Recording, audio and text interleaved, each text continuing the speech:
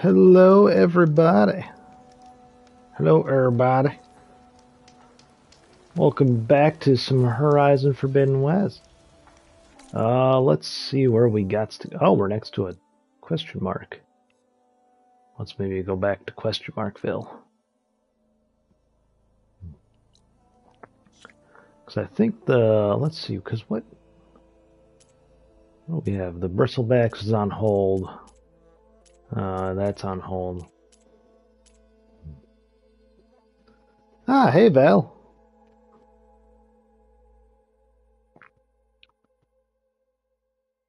I'm currently hoping that... Oh, is this really going to work? Yes! Haha! I was able to... I got an old phone. I still have my old phones because I just don't know what to do with them. And every time like we went to upgrade phones in the past, we use Verizon. And every time we go to upgrade phones, it's like, hey, we can give you literally like $20 whole towards your new phone. And just go like, no. However, I might trade in maybe, well, I need to, I think, just recycle some of these. Like, I got my old S6, Samsung S6 going right now for chat, so I don't have to use my, my phone and waste the bat, and like, because for some, YouTube really like drains the battery on it anymore. Kind of wonder if I can just like say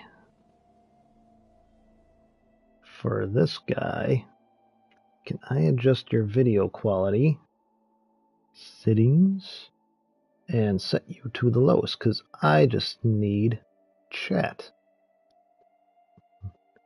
Set you to data saver.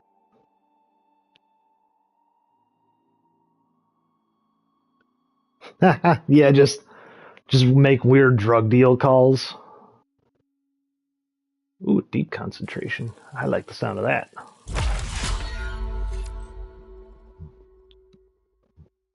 Ooh, boost heavy weapon damage. Craft more ammo from the same amount of resources. Oh, fuck yeah. That's super good. And let's see, recover weapon stamina faster. I still don't like triple notch. Oh, it's so helpful. Because when you're like, okay, I'm ready to make my move, you just fucking notch up a bunch of arrows and go. Yeah, I gotta take some things to old electronics recycling. Because the other TV that I'm gonna use, my old TV that I used to have, I'm gonna set up in, I think, probably the guest bedroom, along with the Roku. And so that'll be there for if, people are staying over. I know some people like to, like, at night, just be like, oh, let me just flip on the TV and, like, watch some Netflix or something. So might as well have it for them. But then, yeah, like,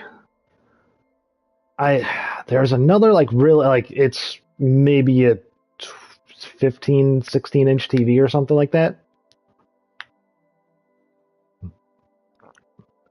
TV that I had at college that was literally like a $50 TV even then, even in 2010. It's like a 720, like probably 24 hertz, just cheap ass TV. And it worked just fine, let me tell you. But yeah, I have that, and I don't know what to do with it. It's one of those things where it's like I could probably use another display, because every time I get so far, every time I've gotten a new computer monitor, I have just given the old one away. Oh, I want to unlock that next, so I'm gonna go down this path. I've been able to give the old one to friends, family. I think mainly family so far, but yeah, I've been able to just give it away, which has been nice. It's not just sitting in the middle of nowhere, in the middle of my fucking like junk drawer or something. There's a question mark here. Oh, what is this?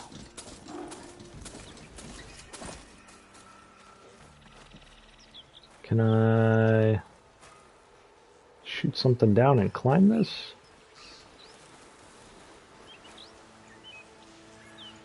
Alright, it looks like I maybe can't climb it. It's just like a little point.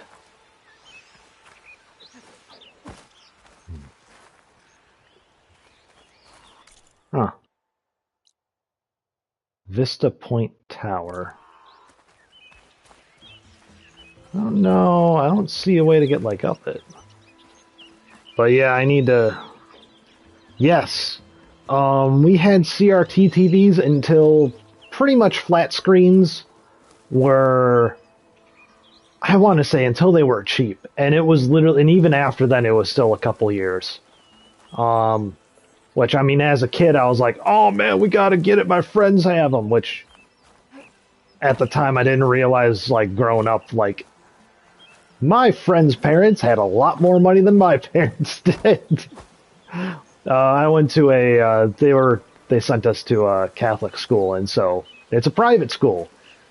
And let me tell you, some of those parents pretty much just like owned like several business, like chains of businesses where they'd be like the franchise manager for like 3 different like locations or something like that. This is like, and my parents are just like, yeah, we're just we have 3 kids and normal jobs. So all our money is going towards their schooling. Which, it was a pretty good school. So I can't exactly, a lot of good teachers there. So I can't really complain. But, yeah, 27, yeah. I feel like we had a bit smaller. It was pretty big. We eventually got a big one from my dad's friend. Basically his like childhood friend that he like grew up with. He was always like, he's an IT guy, and he always like wanted like the latest cutting edge stuff. So he had like this big ass, like, fucking, I want to say it was like a 32 or, no, not 32. It would have been like it was maybe like a 40-inch CRT eventually. That thing was like 200 pounds. It required 2 of us me and my brother to move it. And it barely fit through, like, because it's a CRT, the depth was about as like big as the width and the height. So, it barely, like, any way you put it, it barely fit through a doorway. Oh, it was kind of funny, but like, yeah, that was the other quest, was to go like check up on those dude mans. So, yeah, that was. Yeah, I may be a hip youngster compared to Duranu. I'm a young whippersnapper, but I still grew up mainly in the age of CRTs, no internet. I want to say I was like maybe 7 or 8 when we got an internet connection, dial-up speed. Who are these guys? And oh geez, the fucking like rot is spreading to here.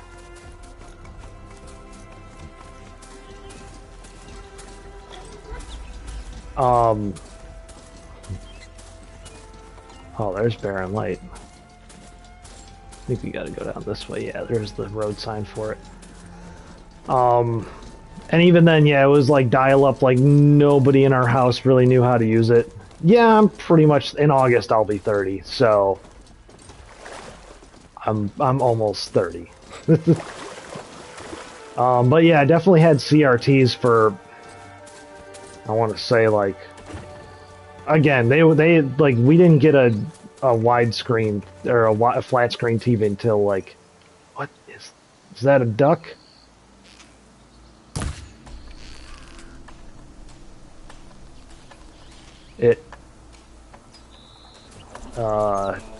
Did I hit it? No, I didn't hit it. But, yeah, we didn't get a flat screen TV until, oh Jeez, we were... Yeah, probably, I think I was in high school. Because I think one of the first things we watched on it was, like, Mythbusters.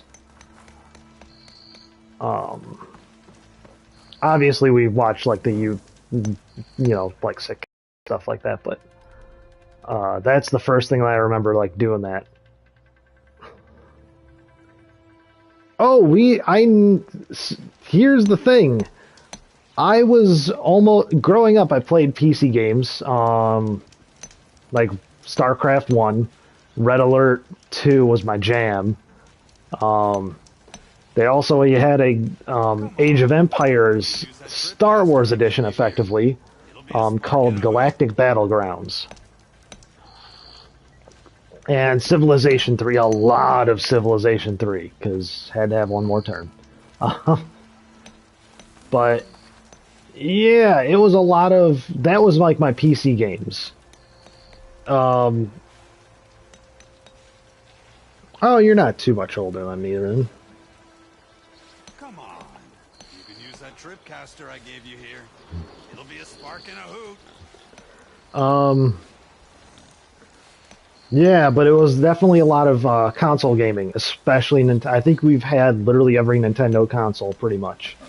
Because we had the Super Nintendo... Well, we didn't have the NES, because both me and my brother are too young for that one. My older brother, I should say. You made it to the hunting grounds. Step right up. Be shy. Let's see, so we had the SNES. We had the N64, then the GameCube, and then we had the Wii. Then we even have the Wii U, which I just used to stream Donkey Kong Tropical Freeze, and now I have the Switch. And in the meantime, me and my brother had a Game Boy. I got a Game Boy Advance. He was kind of phasing out of. He was in that like awkward age of like, I'm too cool for like handheld games. Kind of wanted to get into like the edgier stuff, you know, that like when you're like starting to become like a teenager, that kind of era. That's when like the GBA and stuff was coming out. For him, I had a Game Boy Advance. My little sister had the Game Boy SP. Let's see. Then I had a DS Lite, and eventually my brother bought a 3DS, and then he just kind of like, I played Pokemon a bunch on it. I'm kind of good. Here, you have it. So I kind of inherited the 3DS from him. But yeah, I definitely had like PC games used to not require graphics cards, and they were all in 2D and with pixel art, and somehow it was fantastic. I'll take care of this. Fearless. So you decided to visit the hunting grounds. Good on you. Isvad here has all kinds of trials, so hotshots like you can put their machine hunting skills to the test. Or as the Tanakh call it, earning your stripes. I thought hunting grounds were Karja. Now the Tanakh have them out west too. Though if you ask the Karja, Westerners stole the idea from the Sundom. In fact, the Tanakh used this place for a while after they kicked the Karja out of the region. They even left behind some of the special coins they handed out to those who earned stripes. Look, they're medals, Karja ones, more spoils. I heard you can trade them for gear somewhere in the Tanakh clan lands. Pretty gruesome, I know. Then again, so were the Karja during the Red Raids. Come to think of it, if you plan on going west, I could convince Isvad to give you some, if you earned stripes here. Seems like they might be of use to you out there. Thanks. You need anything for the trials, come see me. I have some wares I'm sure you'd find handy. Good luck.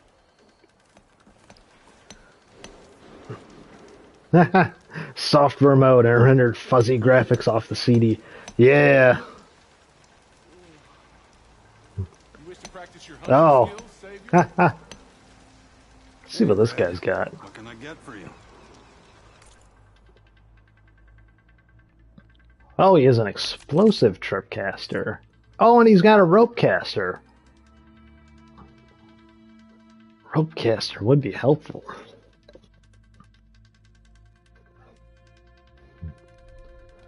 Let's see what trials he's got. But, Yeah, that a voodoo too. Here to train for the hunt? Yeah, until I graduated, because I didn't start to like get in or really start to understand like why people want to game on like a PC until I want to say like college. And then I built my first PC that I use today. Even that was in like 2016 after I got a job that paid well enough to actually be able to build a PC. And I think I paid around $2,000 for all the parts, but it had a 1080, which was the best reasonable at a time because the only one above it was a Titan. They hadn't come out with the 1080 Ti yet, and it had a i7 6700K. Although I haven't overclocked it, and I don't intend to, just to hopefully keep the heat down and kind of theoretically extend the lifespan of it. And then, yeah, and I got like RAM. I got all the fun RAM and stuff like that as well. Ooh, the Boom Boom can be upgraded pretty easily too. But yeah, like PC gaming is a relatively recent thing for me, honestly.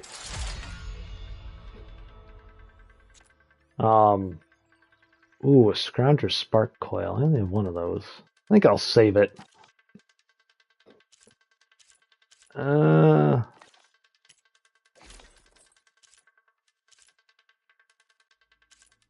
But yeah. Oh, I do have since you seem to be pretty knowledgeable about this stuff, Val. So I've heard conflicting things on thermal paste. I have not, again, I built this in 2016, and I have not ever replaced the thermal paste on the CPU. I've heard if it's working and it's fine, and you haven't felt any like major heat coming out of it, it's fine. Leave it be. But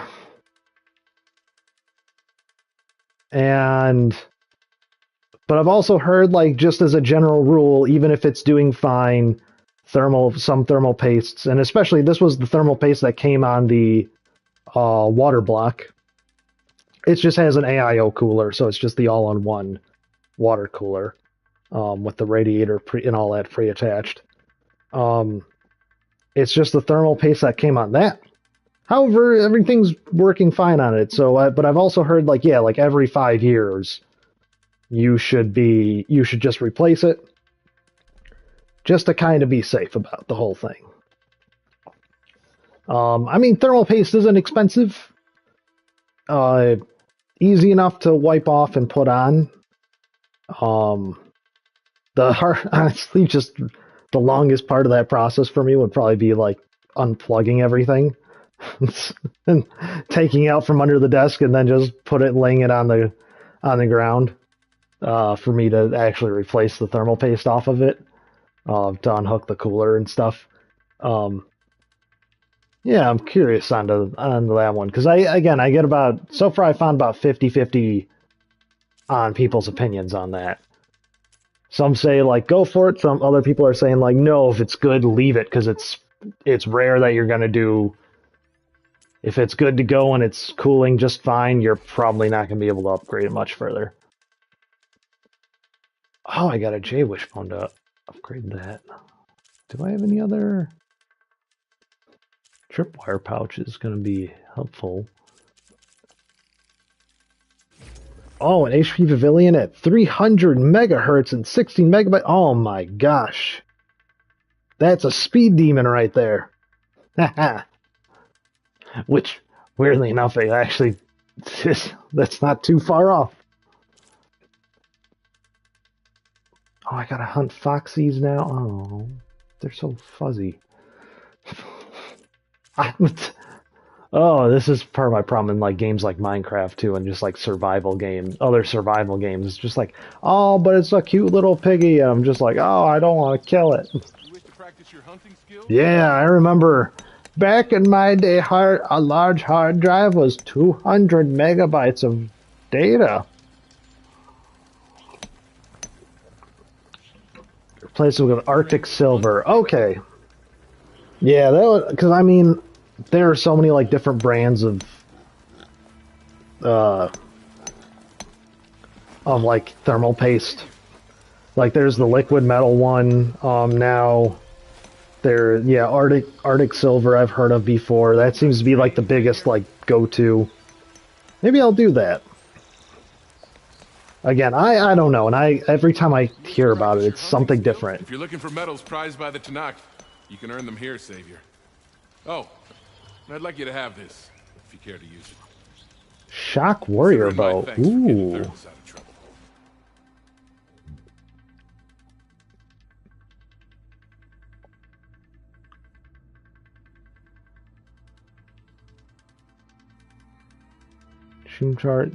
Shooting machine parts off using shock ammo and weapons efficiently. The trials here.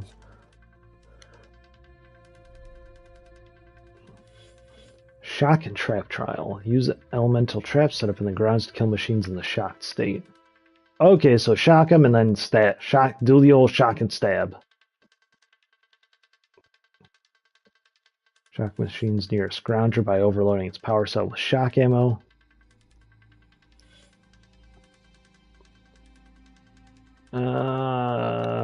Shoot off and loot scrounger power cells. Okay, let's try the tear trial. You can head down the ropes to start the trial. So for this one, I need my regular bow. Yep.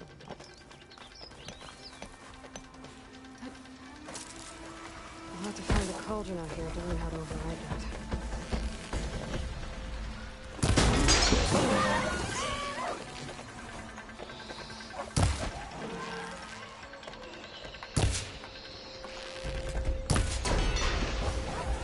God, it's booty.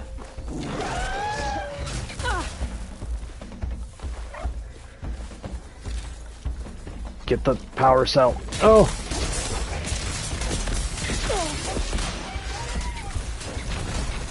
Where did its power cell go?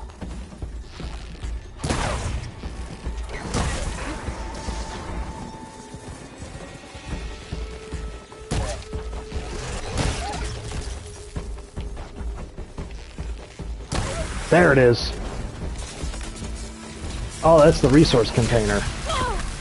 Oh, there it is. I see the power cell. Fucking shit. Hey, Dorano. Ah.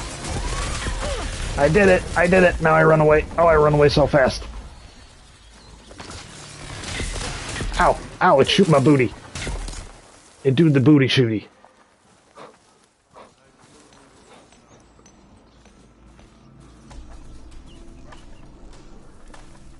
Dun, dun, dun, dun, dun. Dun. I don't know if I did that in a short enough time or not. Ooh, I make 12 arrows now. This is yours, Savior. Full stripes, baby!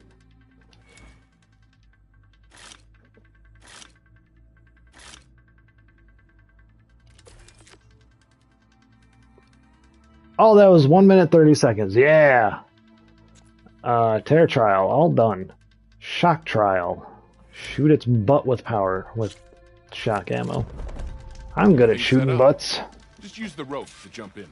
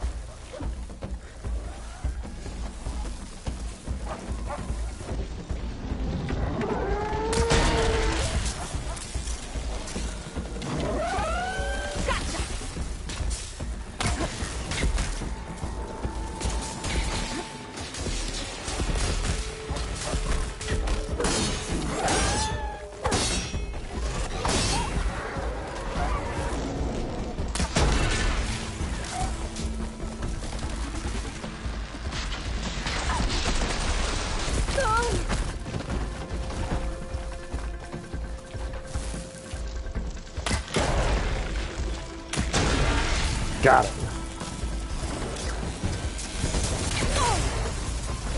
I did it!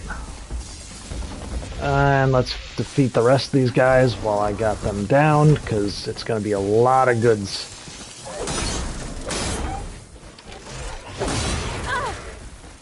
I'm not giving up.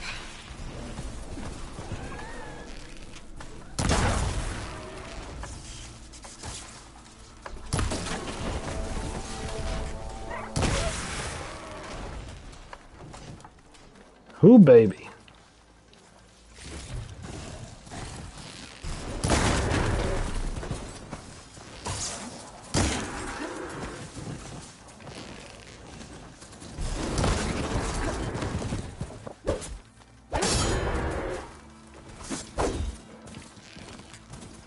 Broke it off. Got it.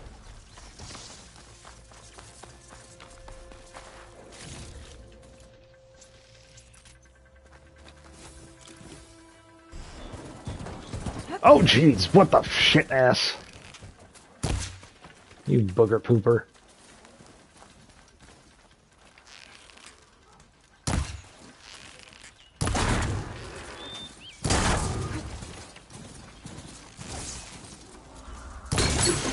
Gotcha. Woohoo. Hopefully I did that in a short enough time.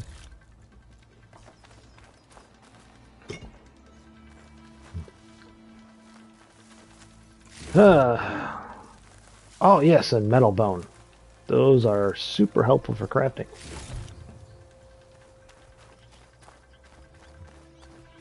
Oh, there's more chargers. Hopefully they are not too unhappy with me.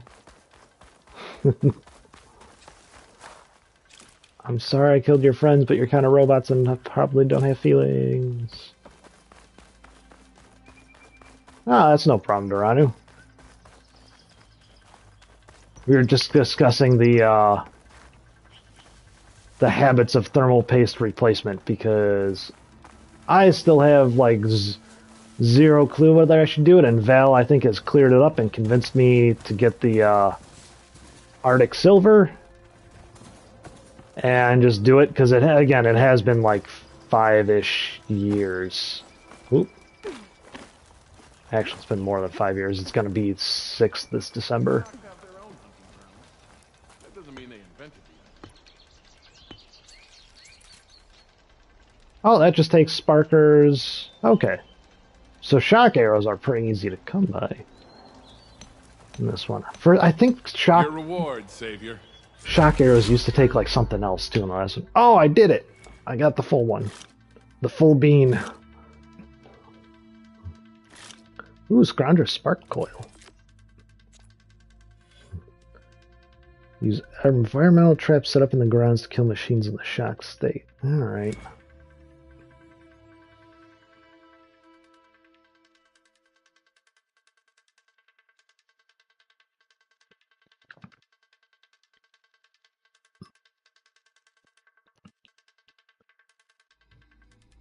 Shock the machines beneath the trap and then trigger the trap by shooting it.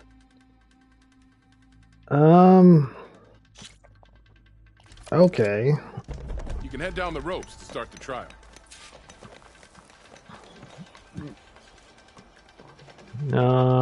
So where are these traps? Oh, like these traps. There's one back there. There's the log pile. So I have to shock them into... I have to put them in the shock state underneath the trap, and then...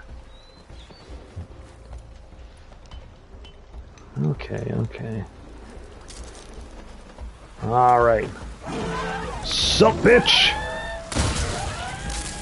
Oh, geez, I hit him in the fucking booty toots.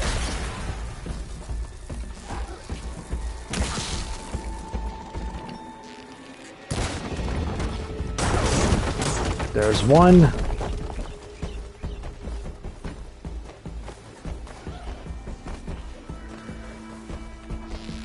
Sup, bitch?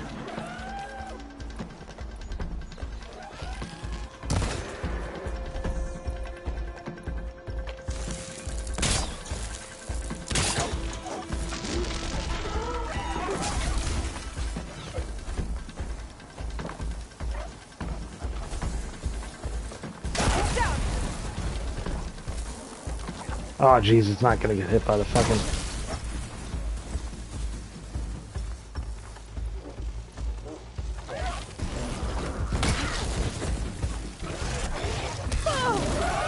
Ow. Ow. Alright, you all come here. No, you come to me. Come here.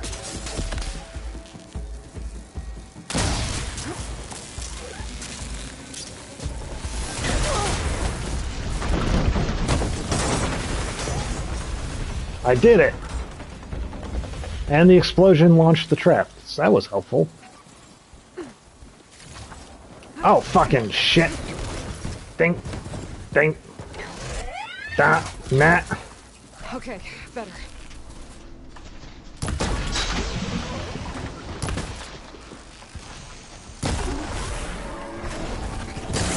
Oh, you fucking asshat. You fucking douche canoe.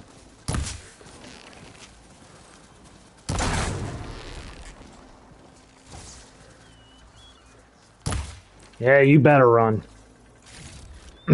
Don't tell him I said that. I'm scared. Well, I got two, or I think I got like all three machines. That was kind of lucky, but yeah, I'll take it. Sometimes luck is better than skill. Oh, I hear things about to kill me. Ah, yeah. Oh, hey, oh, hey, ha, oh, ha, ha. Hey, hey, oh, ha, ha, oh, oh, run away. Ah, fuck you. No roach. Bad roach. Bad potential roach.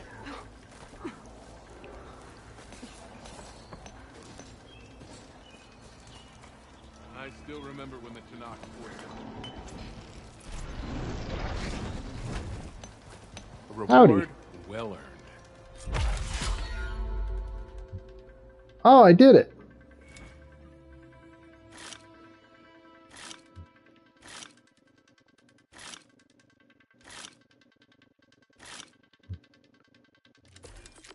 Nice. Remain vigilant. Travel, Savior.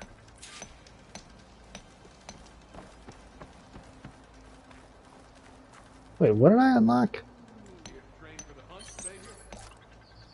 There we go. Ah. Usually I know, like, I will give tech companies this for, like, building your own PC things. Even stuff like thermal paste. I can't remember what it was. Oh, it wasn't... Maybe it was even Noctua. It might have been Noctua with their fans on their heat sinks. They, like, they give, like, guides on, like, okay, this is how you want to apply the thermal paste and stuff like that, so that way you don't fuck it up. Which is fantastic. Like, you bought a big, expensive, even if it's, like, you know, something that's like $100, not super expensive in the grand scheme of PCs, but it's still expensive. What's that red stuff in the water? I wonder if I can harvest it. It's a water weed. Oh, it's a berry. It's a medicine berry. Nice. It's a river bloom. Oh, you actually just kind of float naturally with the river in this one. That's kind of not cool.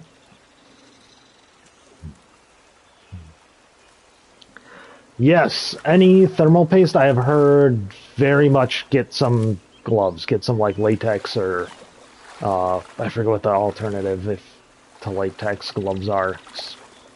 But yeah, basically get some rubber gloves if you're gonna apply any thermal paste.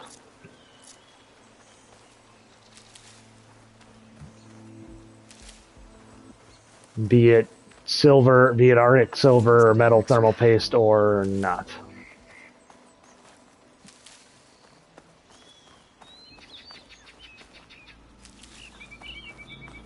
I didn't realize I went through 12 freaking things.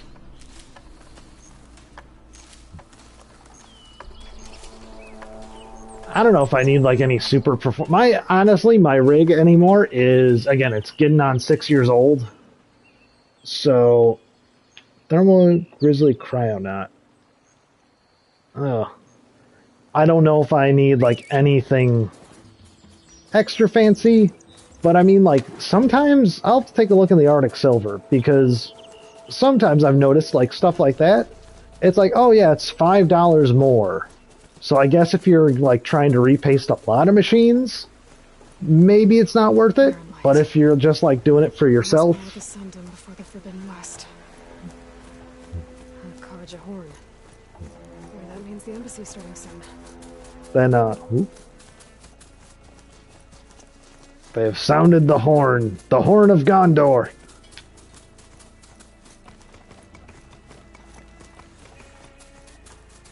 Oh, where's the campfire? Ways with this machine for now.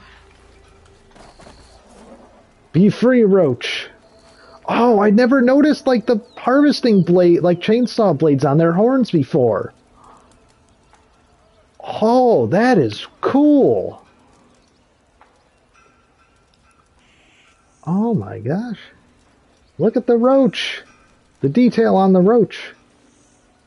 And it's a robot, so it's not like Red Dead 2 where you can see their fucking nutsack.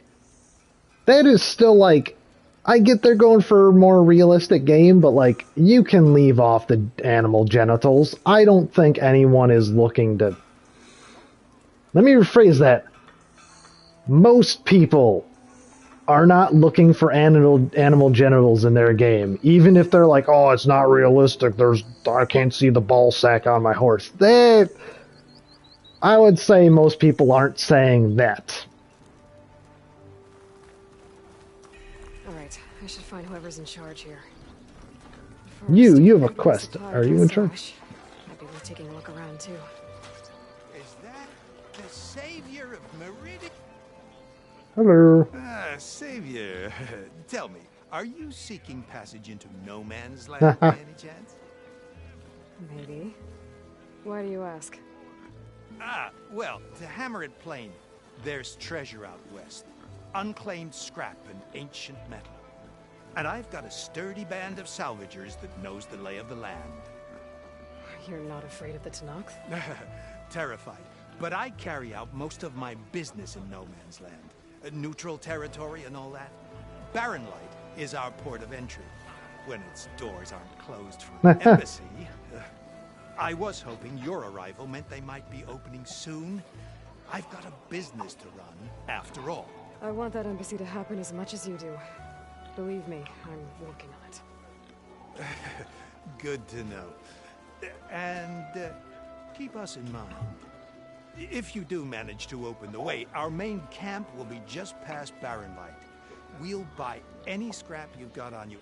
And if you're looking for machine parts, we've got the best in the West. Guaranteed. All right. Maybe later then. Oh. If you could get those blasted gates open.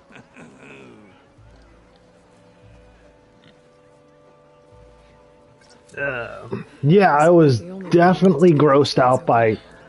Okay, because Red Dead 1, you had the hunting and skinning, right? But it would just, like, cut to a little scene of, like, John's face as he's going, like, oh, this is gross, or it's like, oh, this is stinky. And it would just be, like, a little blood splatter would, like, go up, but it was very, just, like, You didn't actually see him, like, doing the animation of, like, skinning or, like, hunting it or something like that. Or harvesting it, the animal.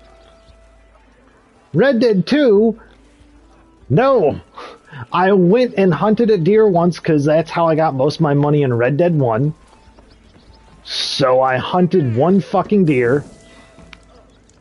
And then I was like, I have to rob people because that is going to make me vomit again. It's... awful. Just terrible. Oh, cookie lady. Coming by. Hi, chef lady.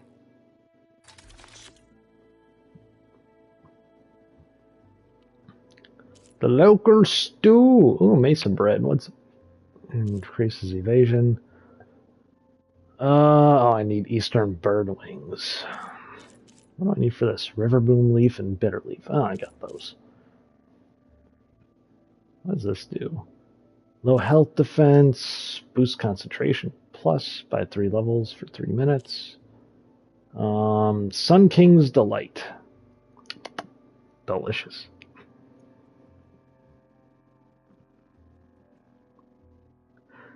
Oh, jeez.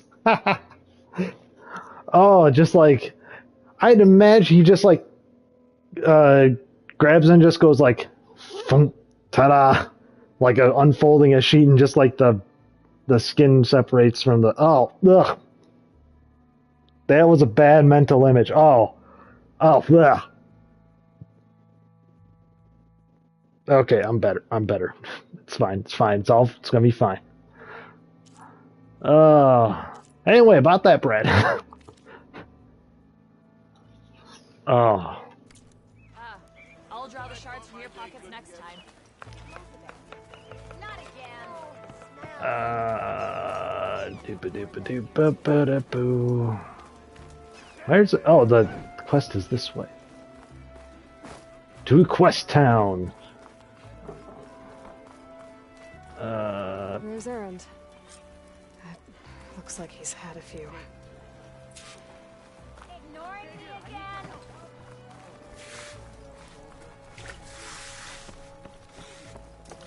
Why do I have to talk to prison lady? Savior, you're my last hope. Conover. She's Meridian's savior, not yours. It's just Aloy. What do you want? Please, no one will listen. But the Eclipse... they're here in the Daunt. Really, Conover? Aloy's the one that defeated them. You're bothering her with this hogwash now? Some of them must have fled west after the battle at the Elite.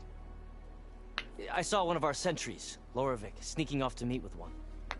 I tried to eavesdrop, but they spotted me. And then Lorovic tried to kill me. I... fought back. It was him or me. Unfortunately, there's no hard evidence that connects Lorovic to the Eclipse.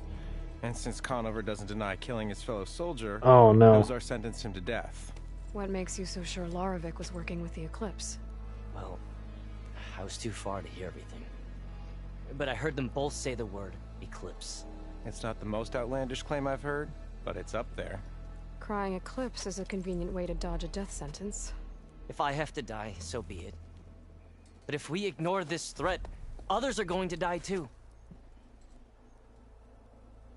What's your case, Tell me man? exactly what happened. Weeks ago, during a shift change, some trespassers slipped through the gate. By the time anyone noticed, they were halfway out the canyon. Nozar didn't see the need to give chase. Let the Tanakh take care of them, he said. Nozar's not one to be sidetracked. He tightened up the patrol schedules, reprimanded the sentries, and everyone moved on. But I couldn't stop thinking about it.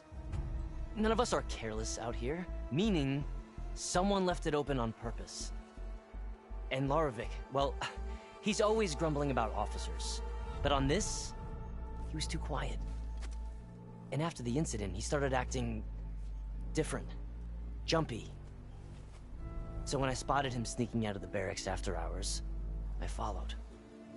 I found him arguing with a stranger. And when Lorovic mentioned the Eclipse, I tried getting closer, but they heard me.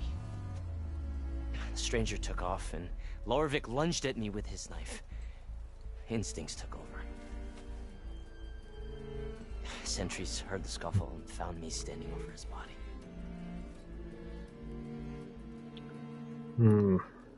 Why don't you believe him? We combed the woods. Searched Larovic's bunk. Searched it again. Didn't find anything. Look. Conover's a good man. I don't believe he murdered Larovic in cold blood. But Nozar only listens to facts. And that fact is, Conover killed his fellow sentry. He doesn't deny it, right? No, but more Eclipse are out there. And considering there's no evidence backing up this Eclipse story, well, we can't question a dead man. This guy is fancy pants. Nozar's on edge with the upcoming embassy and doesn't want distractions. But hey, if you find a bunch of Eclipse soldiers hatching an evil plot in the woods, please do let us know. The meeting you witnessed. Did you hear anything else about their plans? No. The clearing where they met is just east of here, across the river. A dozen soldiers have already searched it, Conover. There's nothing there. I can see things others can't. If the Eclipse are in the Daunt, I'll find them. Thank you, Aloy. Sun bless your search. Don't get your hopes up, soldier. Ignoring me again? This guy does have super fancy pants. They're like royal purple and everything. Which actually, I don't know if it's actually correct or not. Let's go do that quest next. Why do I have? Oh wait, yeah, there we go. The what is it? The purple was like a royalty color because apparently like it was one of the hardest colors to actually like dye stuff in. Either it would like lose its dye very quickly, or it would or like because blue, it doesn't really occur naturally in nature. So to dye something blue and then a bit red as well would have been like difficult. Back in the day, back in ye olde times.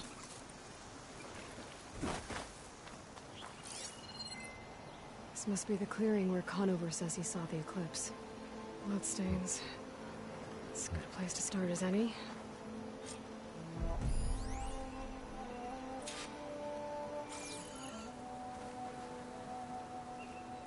Don't touch it. Don't touch it. Pretty sure this is where Conover killed that guard. Maybe my focus can tell me if there really was a third person here. I was just looking at it.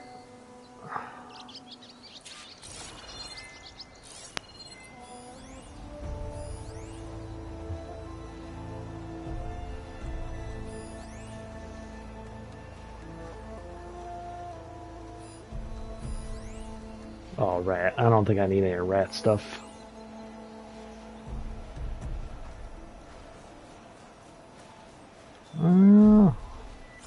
Let's try it. Let's follow the trail of footprints. Oh, examine the branches. Yeah, we can do that. Broken branches. Was someone up here?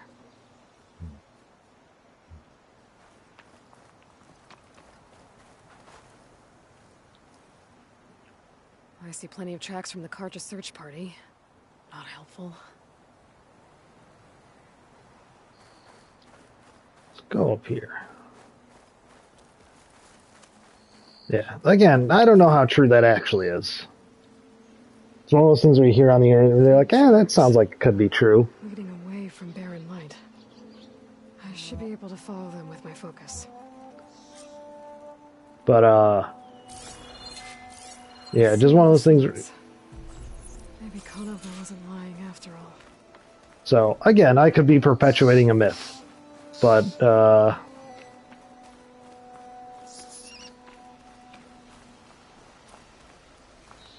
there's more robo-weasels. But hopefully I'm not.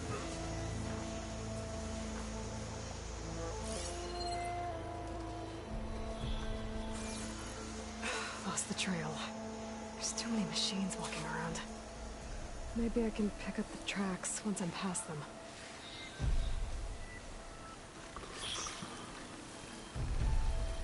Alright, machines, time for the stabbing.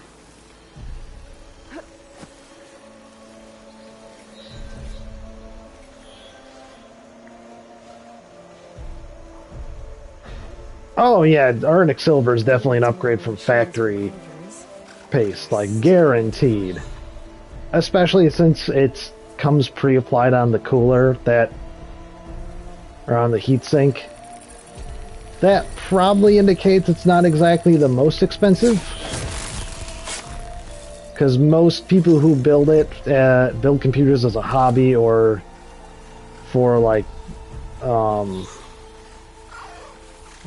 some cash.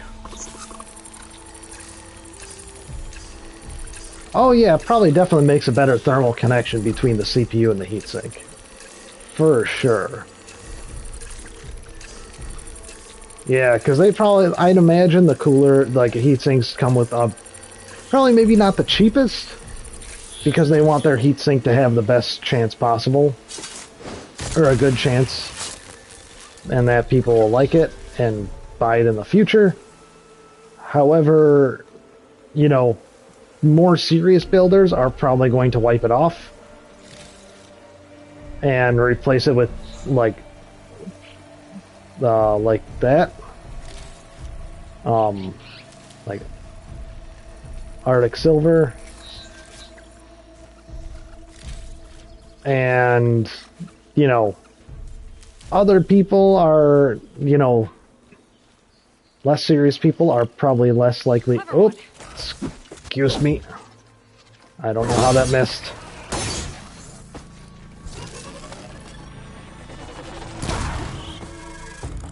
Gotcha. Should be easy to follow the trail up ahead now. That wasn't a half bad shot, if I do say so myself.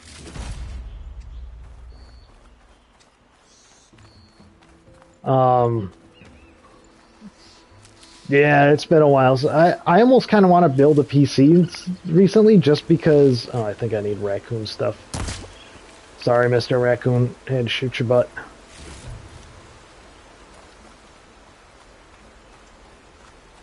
Blood. A lot of it. Whoever the runner was, this machine must have slashed him. But, yeah, I almost have the itch to build again. But at the same time, if I build a new PC, it would be to... kind of. I do a lot of network stuff. My title is more technically systems engineer. And again, I handle more... a lot of my job is more on the network side. Of things versus like the PC stuff is actually we just kind of throw a Duranu and just be like, here you go, fix this for me, PC boy. Not quite like that, but somewhat similar. So yeah, we're not generally like building PCs and tearing them down or anything like that.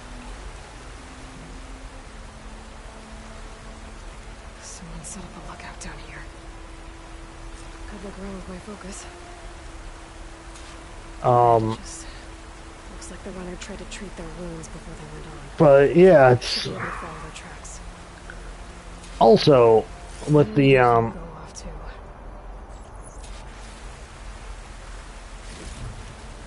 new NVIDIA is supposed to have new GPUs this year. They're 4000 series. What kind of training did I get for like the network stuff or for like the PC stuff? For the network stuff, I have a computer engineering degree, and my job technically they want engineers because I can then tell the customer we have engineers working on your system, not just like IT people, which is dumb and probably a waste of everyone's time, but it's a pretty good job. I've actually used some of my electrical engineering skills in this job on occasion. Definitely used some programming to help with like scripting. Pretty much taught myself Python for this job. Trail ends here. Must have climbed up. Because I just mainly need scripts to kind of help out versus actually needing like a program. Although some of these scripts that I made, I almost wanted to just, you know, get back into C, because that's what I used in school, and get back to doing that and actually turn them to C, to hopefully make them a little more efficient, and would also give me a chance to, you know, refresh myself.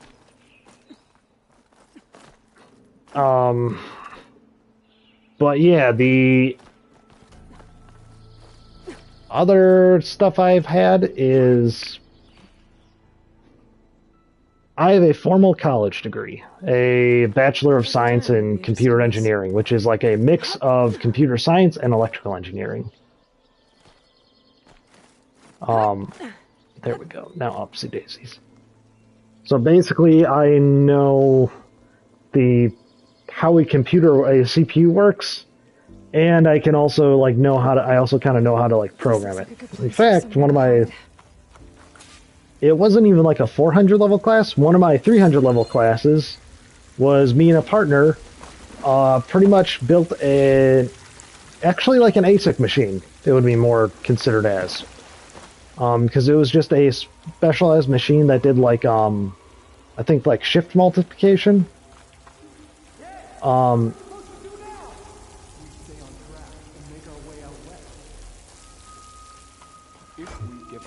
Oop.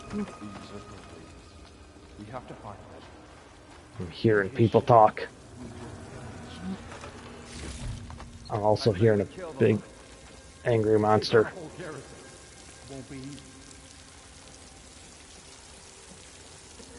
But yeah, so and then so I took care on that occasion. I took more or less care of the hardware side, and my partner did a lot of the software.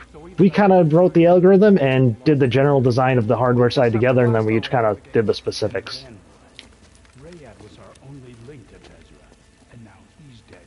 We'll track Vezra if we have to. But first we have to get past Baron Light. Next change of guard, we go in fast and loud. Conover was right. I have to stop them before they hurt anyone else. Did they? Oh, they already saw me. Want more? Oh, that helps.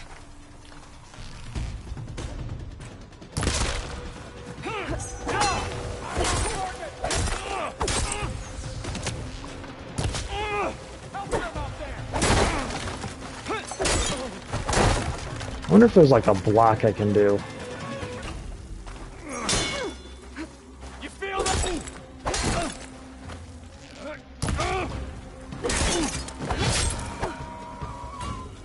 Finish her from range.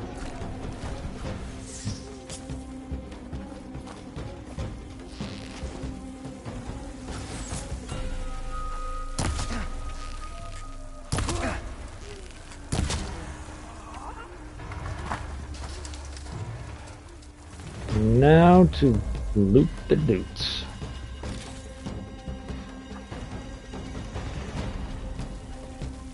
But yeah, there's definitely hold on, I'm sorry. In the middle of this, I'm not reading the comments very well. I'll take this.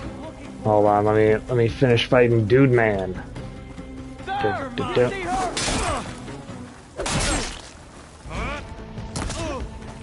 Ooh, right in the tush, or the knee. For the old regime. Takes care of that. I'm sure Ow. there's more on the inside. I better be careful. What a jerk.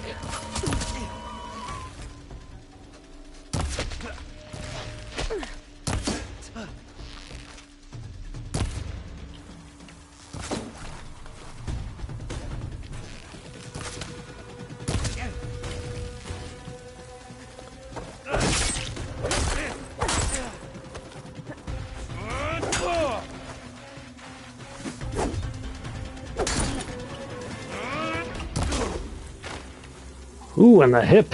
Hey, my hip. It sounds like there's more clips beyond. Did I just get a fishing lure? This Rayad was their only link to them. They might have a focus. Oh no, a freshwater Tell me fish. where they are. I got a fish itself. I know I have unspent shit. Shut up, game. Sorry. Now I can read the comments.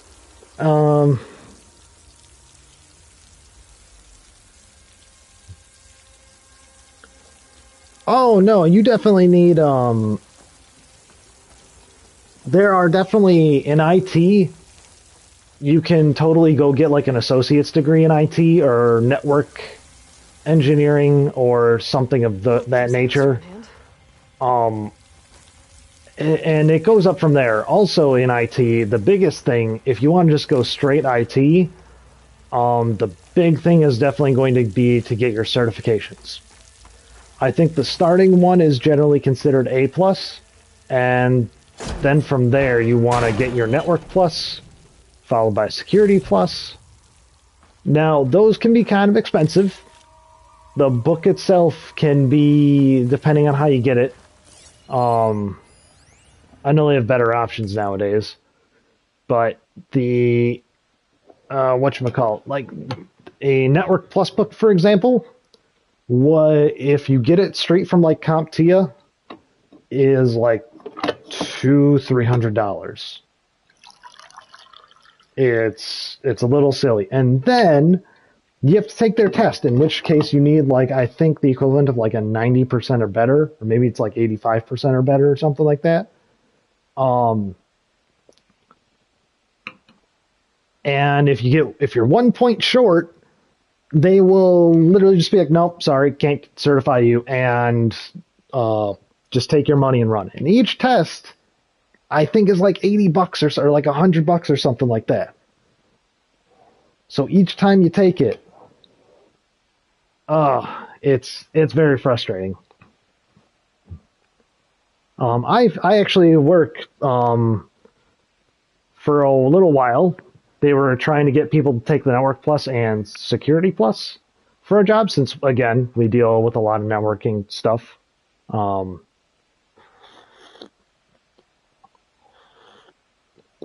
Dorano, you've been in the business long enough where I'm pretty sure that's the other thing too, is like on some points it's kind of like engineering's the same way as well for jobs that I heard. At least, again, this is after you get enough job experience, they stop looking at like, well, what college did you go to? What degree do you have? If you've been working in a chemistry lab at, like, I don't know, for like a pharmaceuticals company or something like that for the last, 3-4 years,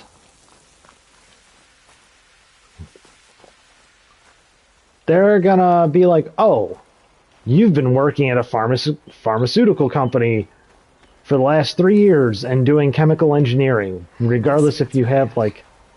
Blood trail must have been his. I was right. Ryad has a focus.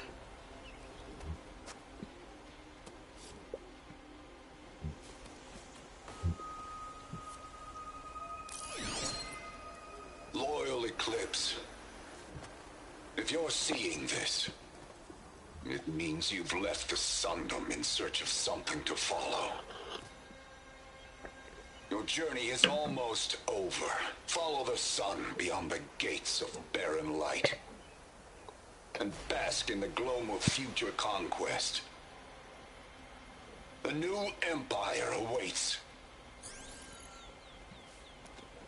Yeah. I'll have to pay this Vezra a visit and crush his new Eclipse empire before it begins. There's coordinates here, up past Barren Light. But yeah, if you're...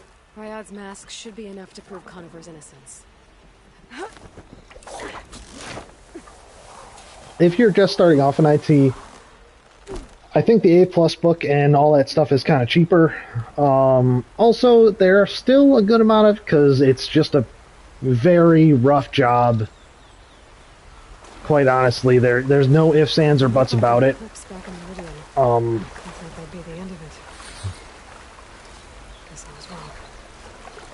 There's a lot of help desk jobs, and those are generally a lot of your foot in the door jobs for IT.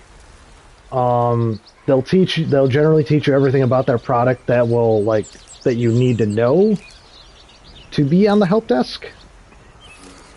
And then from there you just kind of go.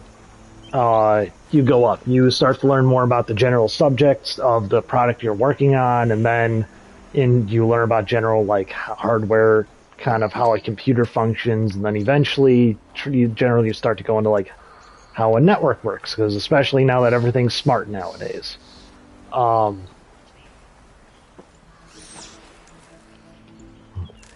And then from there, yeah, it just goes from there. I would definitely say network engineering is very high in demand right now. And network stuff in general, it's not for everyone. There is a good amount of math involved. And basically a lot of planning. Networking, I would say, is 99% planning. Yes, and in some cases, yeah, Duran was right. In some cases, like for example, with my company, they paid for my Network Plus cert. They just outright paid for it. Granted, it's again so that way they can say we have Network Plus certified engineers, and therefore we can, you know, what do you call it? We can justify charging this much for a product. Because it's a certified technician or engineer building. It's a certified engineer building and programming it. Oh, I didn't search this burrower earlier. Man, I almost left loot behind.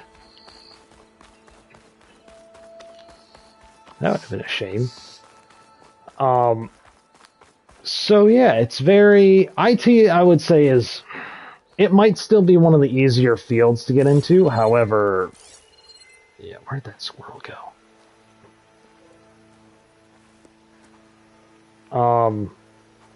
No. I haven't heard a dog since I moved in here.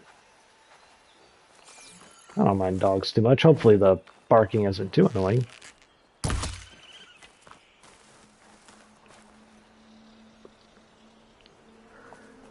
Yes. Although it is somewhat satisfying to be like, oh, this is how my network's setting up, and then actually get it working and stuff like that. There is something satisfying about it. But yeah,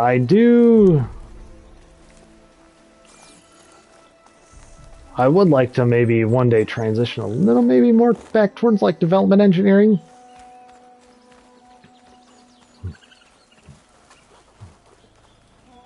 Oh, fucking, I missed a squirrel again. Ah, squirrel, you fucking fast bastard. Oh, he's going. Oh, he is gone. Jeez. That squirrel's running faster than I can. That's just a rat.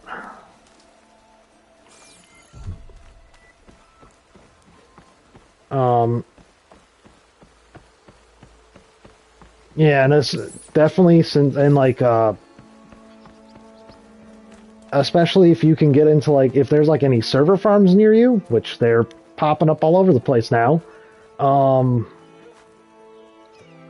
Those aren't too bad of a place to be, although you are generally in addition to your 40-hour work schedule, you're definitely on a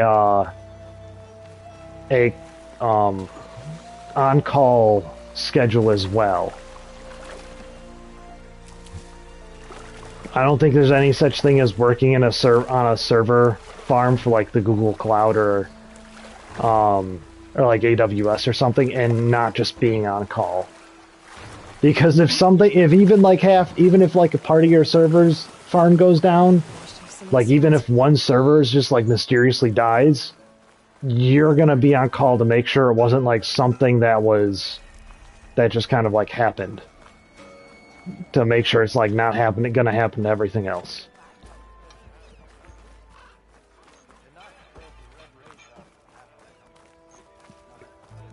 Where's Errand? Looks like he's had a few.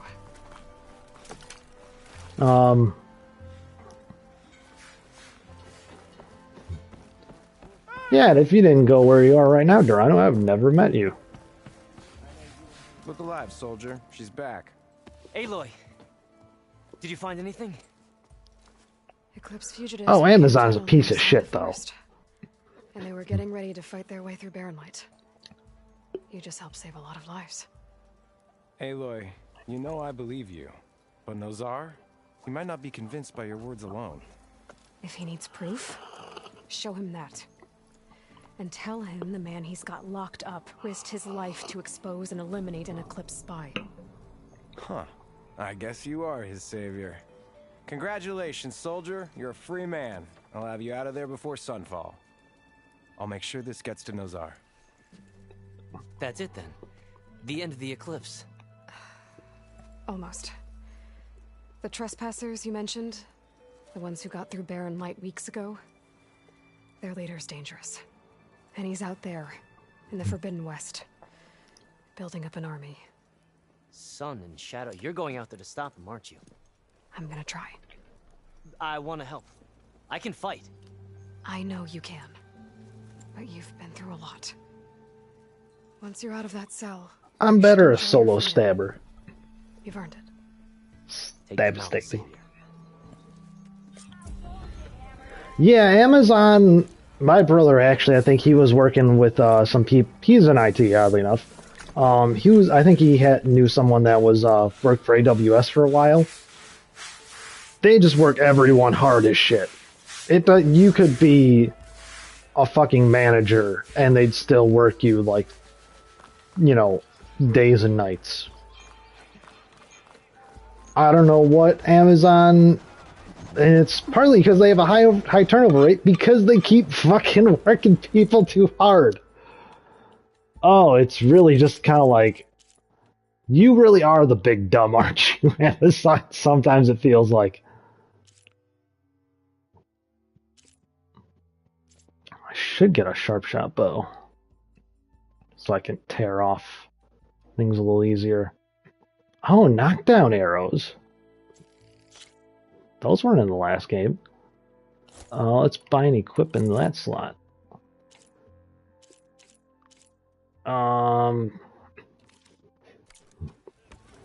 So trading with a true machine hunter.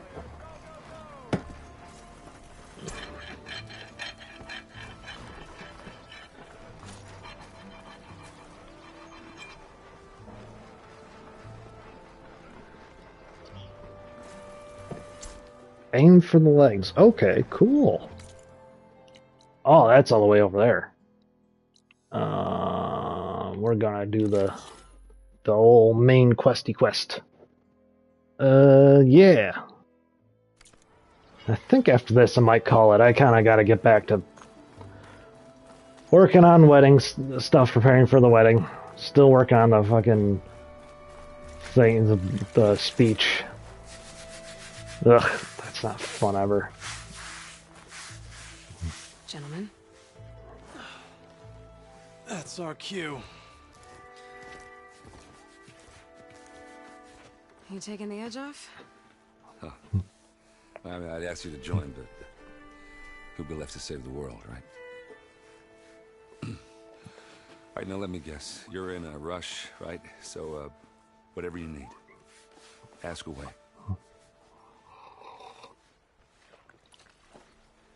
How have things been since Your silent departure? Yeah, not bad. Vanguard's going strong. Helped Avad pick up the pieces after the battle with the Eclipse.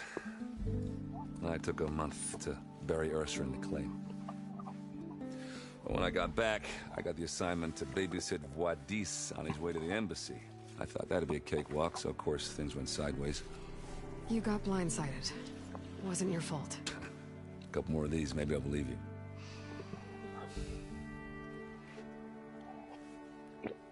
Yeah, for some reason, the last game, he didn't really seem like the guy who could really, like, fight well. In this game, he seems like he's actually kind of tough. I don't know what happened between this, but... Oh, you have a chance of retiring? The shit. Fuck you. I'm gonna work till I'm 106, and then I'll just keel over after a heart attack. The American way. I was, wondering if you were able to lay Ursa to rest. Like he just said he did. Yeah, we did. It just seemed the crowd that showed up to pay their respects. Half of them owed her a favor, and the other half owed her their lives. In the end, everybody drank. You know, it's the rowdiest funeral since ever. Feels like she would have liked that. Yeah, damn straight. Damn straight. She would have put them all under the table.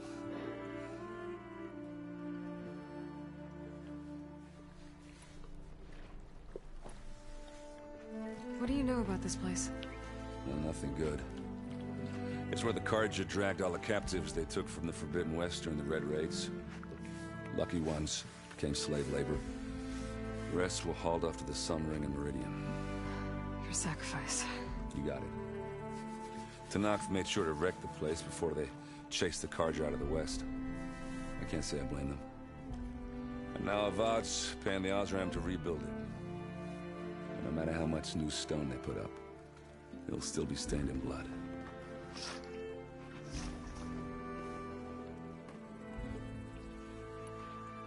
What do you know about the embassy? Oh, yeah, not much. Only that Avad really wants it to happen. He said I'm making peace with these Tanakh. But from what I hear, they're not too big on the whole diplomacy thing. They do most of their talking with blades and arrows. So if you're heading their way, be prepared. Things might get ugly real fast. I'll keep that in mind.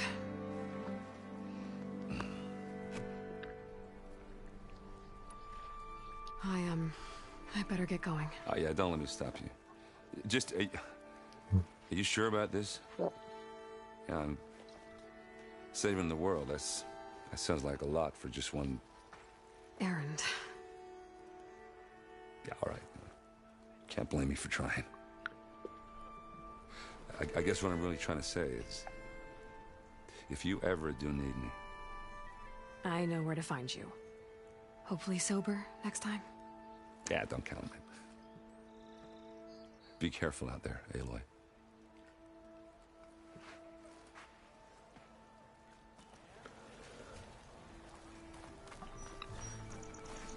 Lighten up, Paib. You've got a thick wall of stone between you and the Tanakh up there. Yes, sir. Are you in charge around here? Hi, dude, man. Apologies, no. That would be Commander Nozar. I'm Lawan, his second in command. So, what brings Aloy of the Nora to Barren Light? I'm here for the embassy. I need it to happen so I can head west. And maybe now that Studious Wadis is here, we can finally get things underway. Yes, the Sun Priest.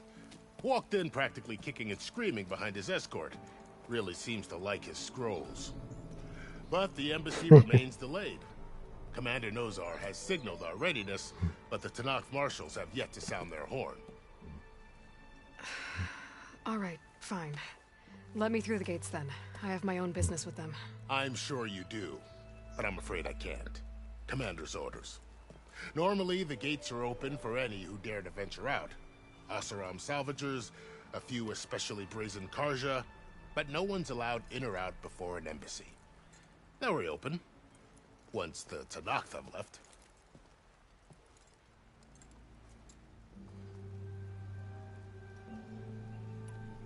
So what happens at these embassies, exactly? Mostly trade and negotiation. The Karja offer tribute of food, spices, and gear. In exchange, the Tanakh return personal effects taken from Karja soldiers that fell during the Red Raids. This particular embassy, however, is a special case. Because the Tanakh are handing over some sort of prisoner, right? A soldier named Fashav? Ah, so you've heard. The exchange has got everyone on edge. You never know if an embassy's going to go well until it's practically over. You said something about Tanakh Marshals. Who are they? They're the tribe's elite warriors. Before every embassy, they arrive with a contingent of soldiers from each of their 3 clans. Then, during the proceedings, they negotiate on behalf of their leader. And by negotiate, I mean stare down our Sun Priest until they concede. Paib over here came face to face with them for the first time at the last embassy. Came back drenched in his own sweat. It was hot that day, sir. It was indeed.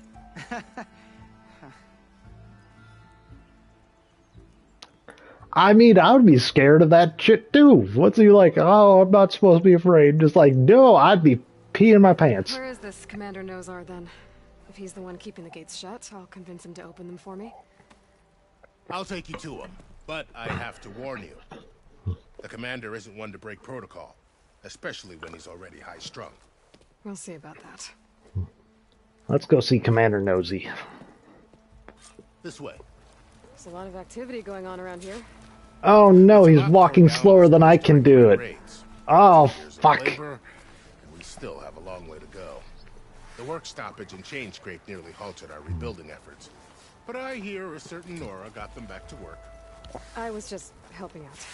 Yes, well, I'm sure Ulvin was thrilled. Ulvin can go fucking suck 2 dicks. You know what? 2.5.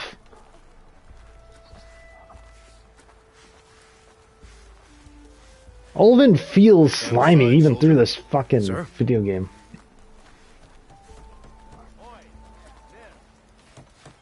There's the commander.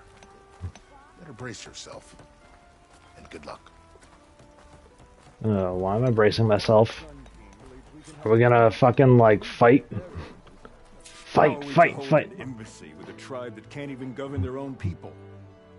What more can you expect from barbarians? Hey, boys. Ah. Aloy, was it? Yes. The one who cleared the valley for you? That Aloy. We appreciate your service. At least we are ready for the embassy to begin. Didn't you just give the signal? Both sides must signal readiness. Until the Tanakh sound their horn, we wait. Yea, for as the first shall be... Shut up. Why the... Throw his scroll. Just fucking chuck it. Or a tribe composed of 3 clans. How many banners do you see? You're just gonna wait? Go find out what's wrong. Oh, this isn't some forgotten corner of the East where you come from, Nora. It's the Forbidden West. If you don't like it, run back to Meridian, file a complaint. The Meridian I saved, you mean? That's right. Nobody walks to the gate until the 3rd clan arrives and the Tanakh horn has sounded. Not even the savior of Meridian.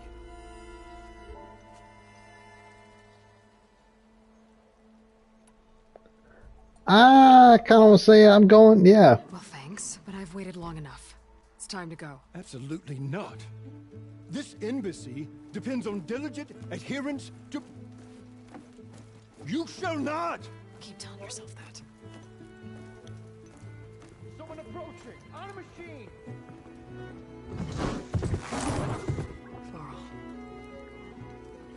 Ah, shit. Alo is a real dick to him.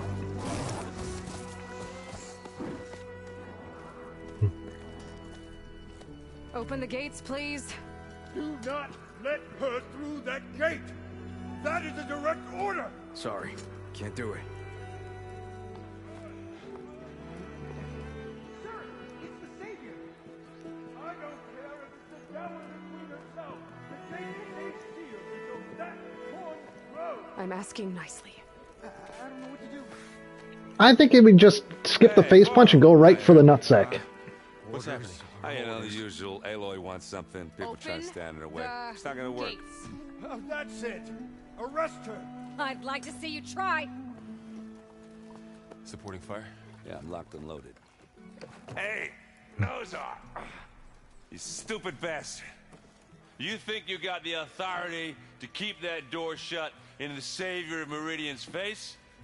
What do you think Sun King of Vod is gonna do when he hears what you did? Promote you? Punch his nutsack with your foot, yeah. Let her through, boys. Saving the world. Forget something back in Meridian? Look, Varl. It doesn't matter. Made it just in time.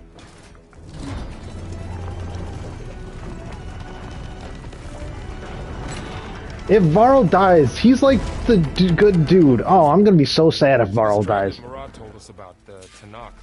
We need their permission to go west? Yeah, well, I figured it'd be nice if they weren't trying to kill me the whole time. But this embassy hasn't started yet. We're just gonna barge in? I have 170 berries in my pouch, or in my stash. Ooh. Now at least you have some backup. I guess I do. We'll see how it goes. I think I'll look for a save point. Campfire. 100-ish meters away. I'm probably gonna hit a cutscene right here, though, ain't I? Yep, there it is.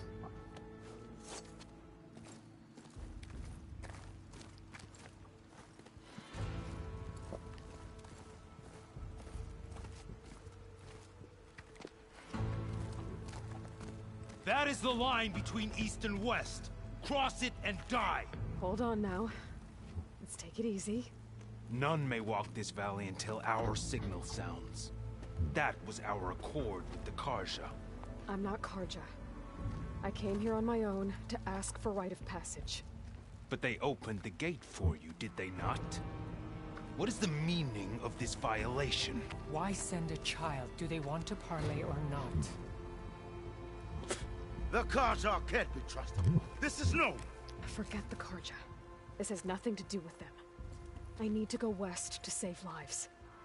Maybe even yours. The only lives you can save are your own. By turning back. Now. Hold! She's telling the truth about one thing. She's not Karja. She's a Nora from the Savage East. And if she seeks to save lives, should we not listen? Let me speak to her.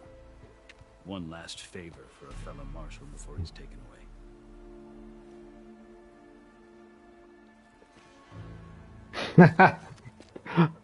The old foot punch.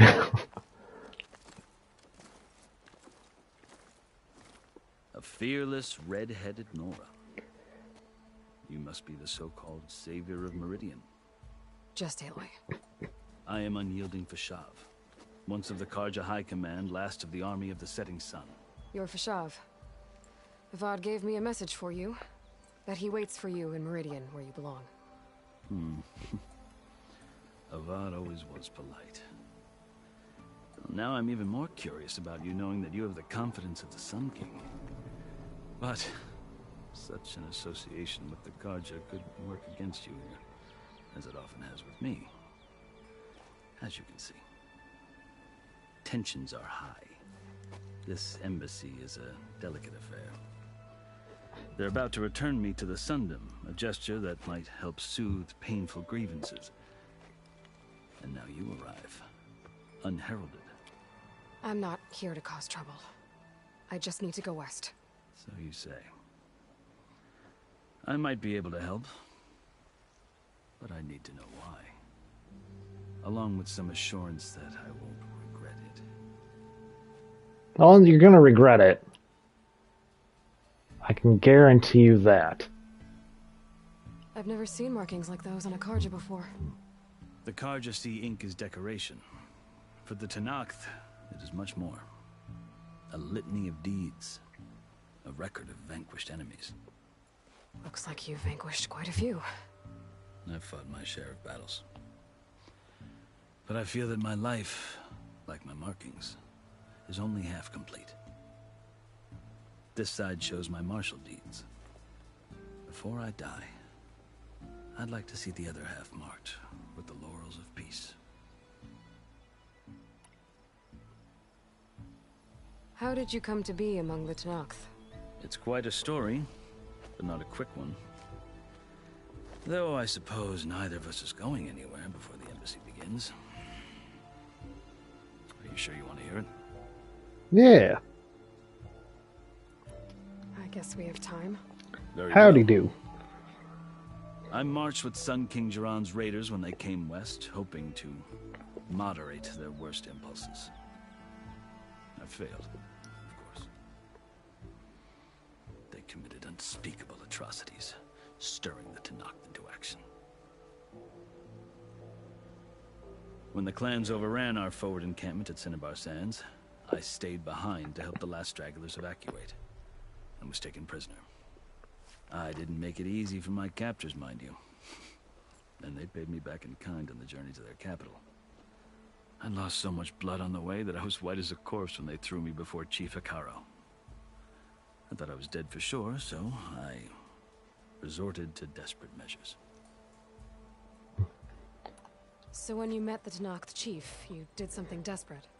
Now, I'd kept my ears open as the Tanakh dragged me along, and I heard mutterings about a kind of trial by combat that they revere. So, when they flung me at Hikaro's feet, I demanded this right, called the Kurut, thinking that by winning I could request a boon, my life or even my freedom. The other Tanakh howled, but Hikaro stared them down. and then his gaze fell upon me. Evidently, he appreciated my ingenuity. He allowed me to participate in the cool route. Little did I know what I was in for. Well, go on, motherfucker. What do they mean? They keep prompting you with, like, that's enough for now. Like, and so I was at the edge of the black hole with nothing but a squirrel in my hand and a badger at my belt. Like, the fuck? Like, what's going on? Tell me what the more, man. Not that's enough for now. What kind of cliffhanging shit is that? You said the cool route is a Tanakh's trial by combat. Yes, but it is no ordinary trial. It doesn't pit men against each other, at least not directly. Instead, the combatants fight machines in a great arena, and only the strongest survive. Believe me, it is no easy thing to stare down a charging machine while hundreds around you scream for blood. I know more about that than you might think. Do you? Well, then you have my respect. Like you, I lived through it to claim my prize. I had hopes for freedom, but well, that wasn't on offer. Only service to the chief. You wound up serving the Tanakh chief. The winners of the cool route must serve the chief as his marshals. You mentioned that word before. What does it mean? The word itself refers to a kind of protective spirit from the ancient past. In practice, marshals are Hikaru's roving lawgivers, part magistrate, part judge, part executioner. I won my place among their ranks and served as honor demanded, but many Tanakh still spat on the ground when I walked by. But they did, until I started forcing them to the ground to grind their faces in it. I guess that's one way to deal with it. As you may have noticed, violence is the native tongue of the Tanakh. To survive, one must master it. Yeah, punchies. The truth is, though, the Karja speak it too. More than they should. I can't blame the Tanakh for hating them.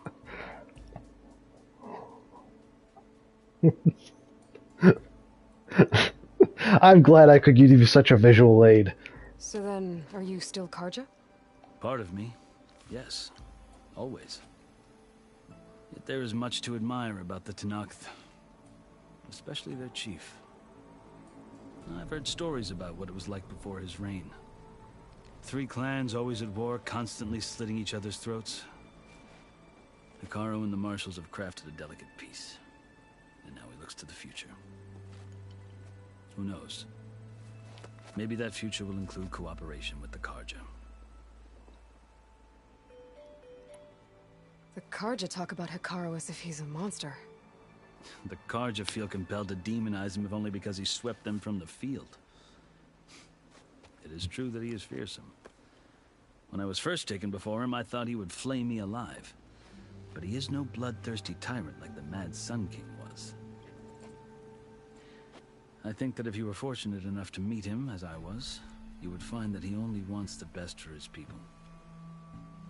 I hope you do speak to him. I'm sure you'd interest him.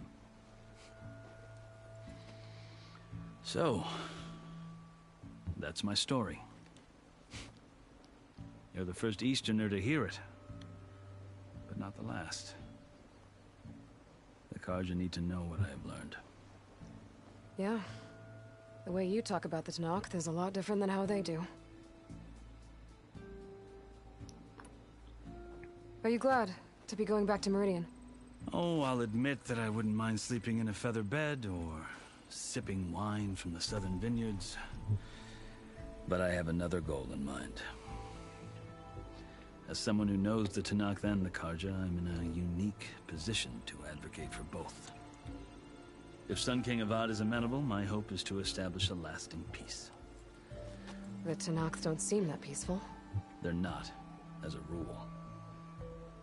But these are difficult times. Chief Hikaru knows that survival often requires change, even if that change means putting aside centuries of war. You asked why I need rite of passage. I'll tell you, but you won't like my answer. 6 months ago, the world almost ended in Meridian.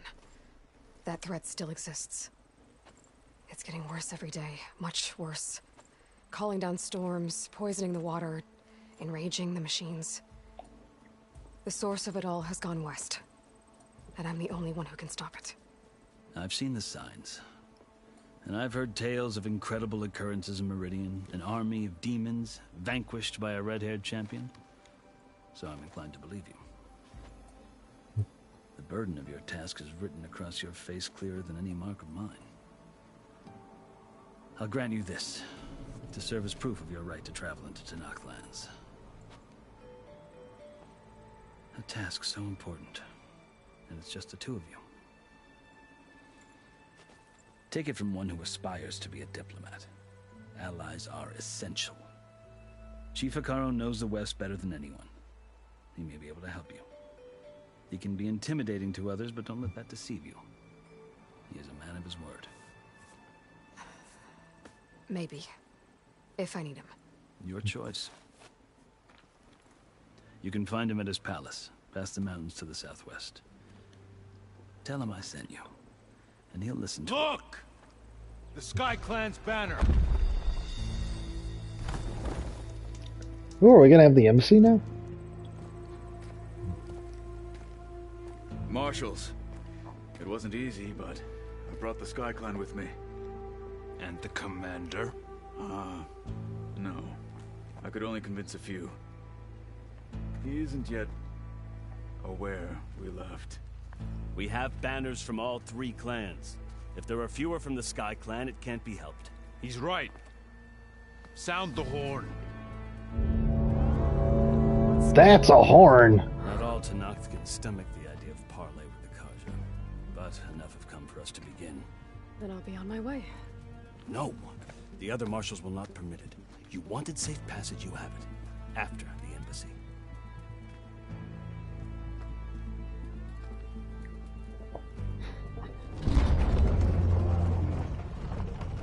That Sunfreeze is about to piss his pants. Not that I would be any less of a situation. Karja have opened the gates.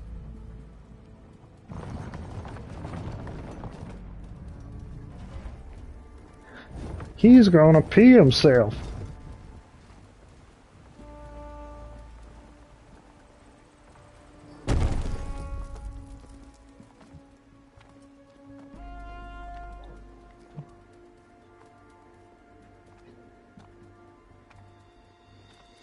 As the sun rises over a land at war, so too can it set over a land at peace. Today is such... Hear me, Marshals! You who claim to be Tanakh! Regala. Chief Hekarro's biggest mistake. A rival whom he should have killed. You have forgotten that our people were born in blood. The blood of the Karja. Instead, you pledge your spears to a chief who conspires with the enemy. Hekarro has betrayed us! The embassy is proof! And all of you marshals are his accomplices! She's got a cool sword, I want it. I condemn you to death! You'll need more than toothless threats to intimidate us. Exile. Oh, heck no. She's got a fucking velociraptor.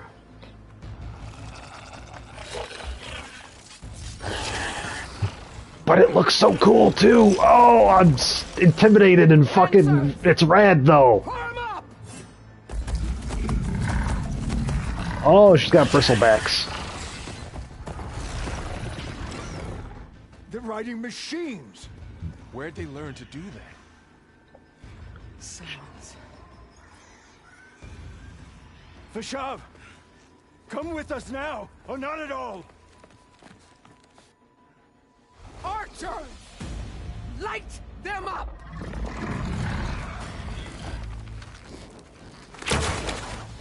Get to cover! They suck at getting to cover. I know!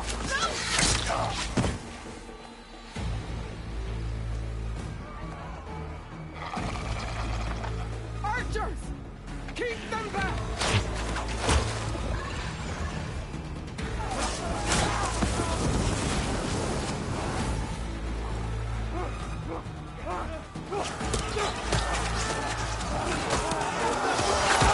At least take out the fucking sun freeze. That guy was a douche and 3/4. Oh, we gonna fight some bristlebacks now. Let me at him. I mean, that's kind of a lot. They're not gonna make it.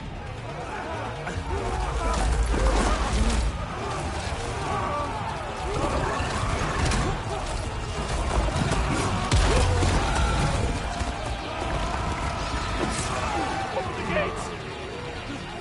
Open the gates!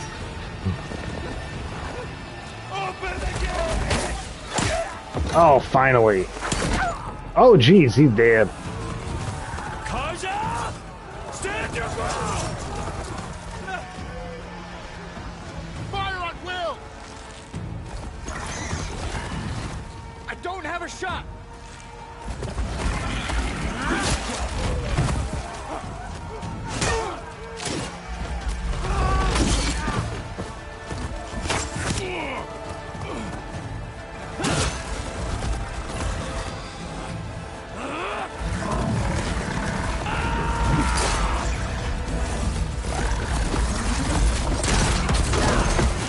Get him! When am I supposed to help? Wait a minute.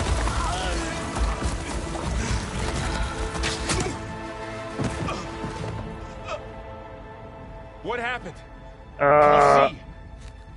It's just us now. Hey! Come down and fight fair! Lancers! Take the center! Get ready!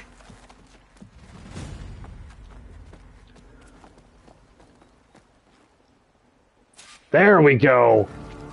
Stick to cover! Archers on the ridge!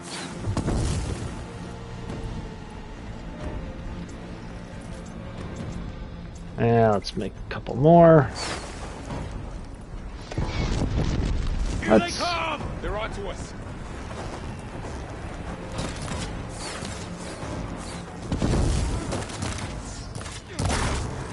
They felt that!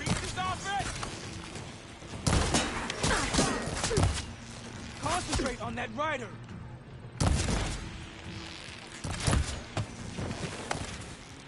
Always something right. Here it comes!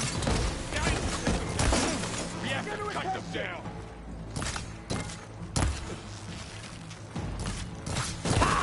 Machines can't protect them! Got him. Here it comes! He's hurt! I've got this. Are they dead?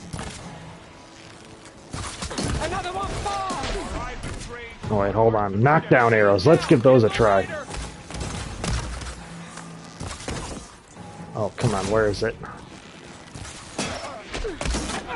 back!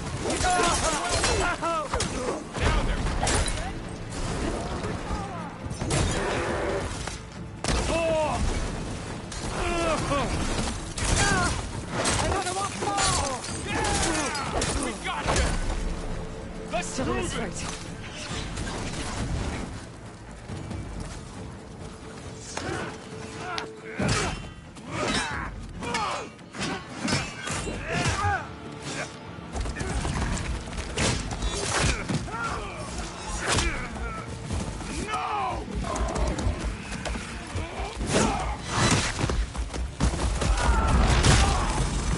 Oh, jeez.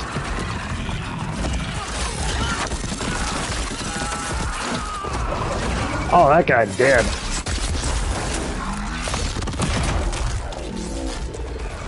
Oh, he's not quite dead. He's not quite dead.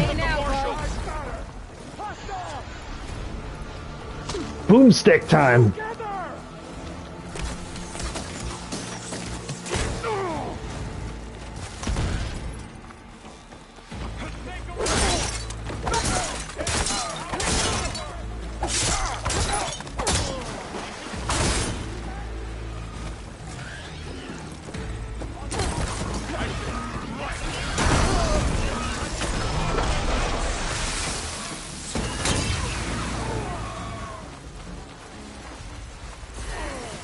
There we go.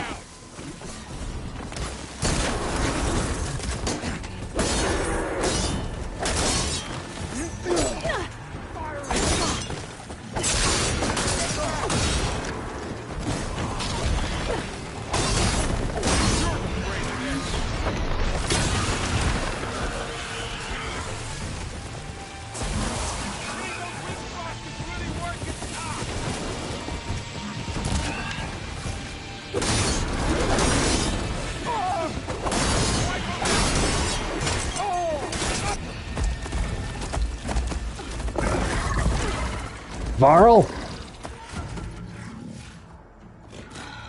Enough!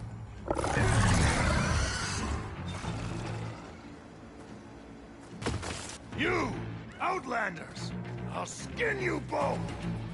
Well, come down here and fucking try. Grant me the honor of this challenge.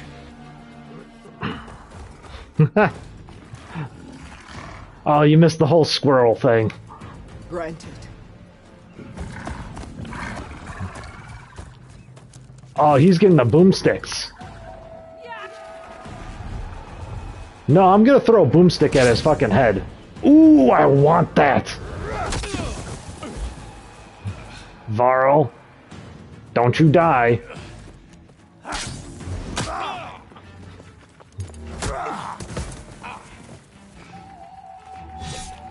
You're next, girl. Ooh, give me your See a stuff. shield like that. Better scan it.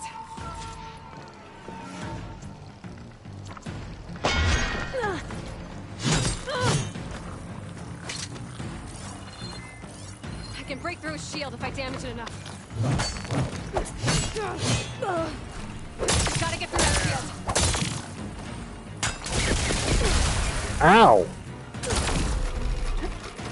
There, now's my chance.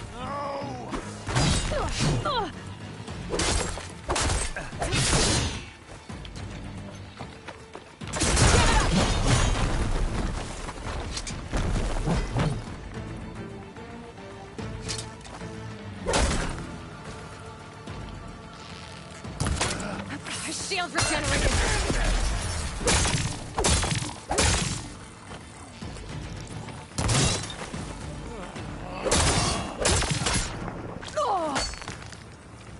Break his guard.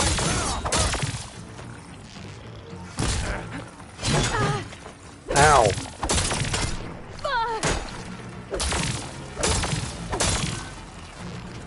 Shield's gone. He's vulnerable.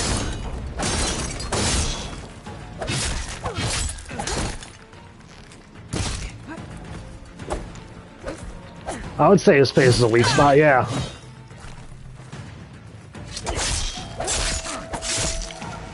You're not stopping me.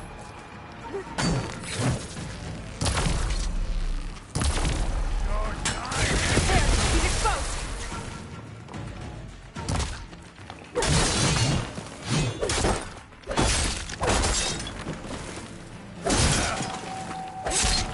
Suck the dick. And give me your shit. Ooh, chest of stuff. Twist his dick. I gave him the old dick twist. Come down here and face me! No! It was an honorable challenge. You've earned your life today. Comrades! Mark this day! Today you have decimated the Marshals! Slaughtered the Karja! So begins our war on Hikaru. Move out!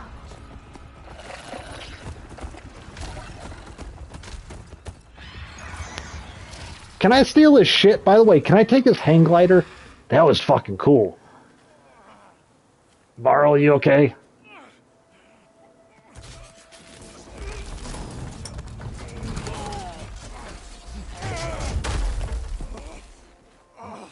Get him to the camp. Now. Oh no! What's it doing? You gonna make it? It froze! It's like slideshow. What? Why? No! I just kicked his ass. Very poorly, but it was an ass kicking. You can do a game. Oh, is it getting overheated? I sincerely hope it's not getting overheated.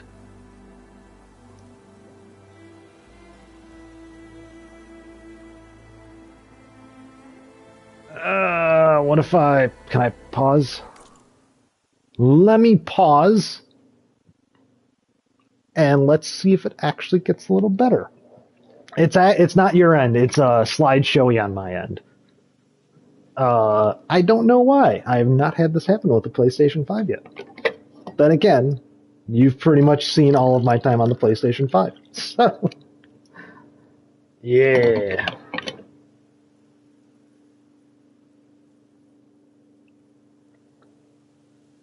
We'll pause it for a hot sec. Let me just go up to it, feel the temperature coming off. You know what? The air coming out of it's pretty cool. It's kind of warm on the side, on the right side panel, but nothing hot. I think it might just be the game. Ooh, fish and chips.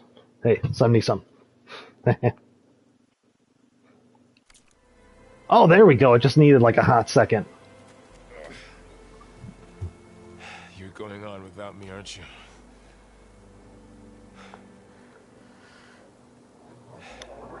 Guess I'm stuck with Aaron. Vertical. For now. Come on.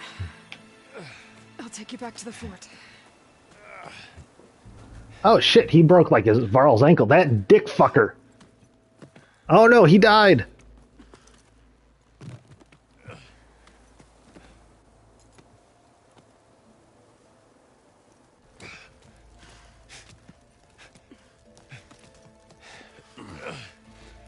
I got you.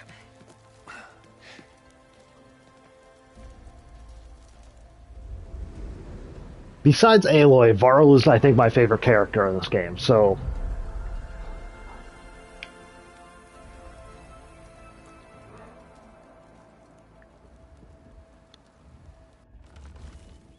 Oh, they're coming to pick up the scrap from my fight. It's salvage time, boys.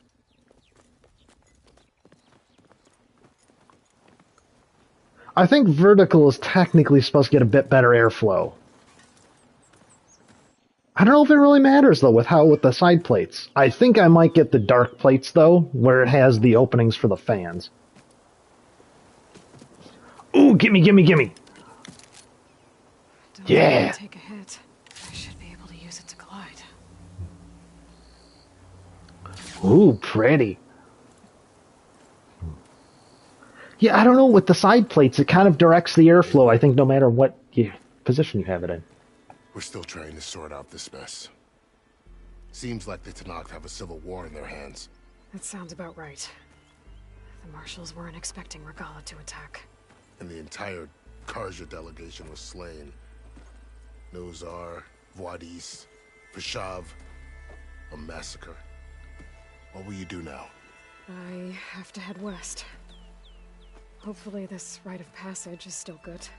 For what I'm after, I'll cross all of Tanakh's territory if I have to. Then you have a long road ahead of you. This is only the threshold of the Forbidden West. The Tanakh's true domain lies over the mountains that border Plains. Breath of the Wild is a great game. Home of the Utaru tribe. This isn't Tanakh's territory? All that out there?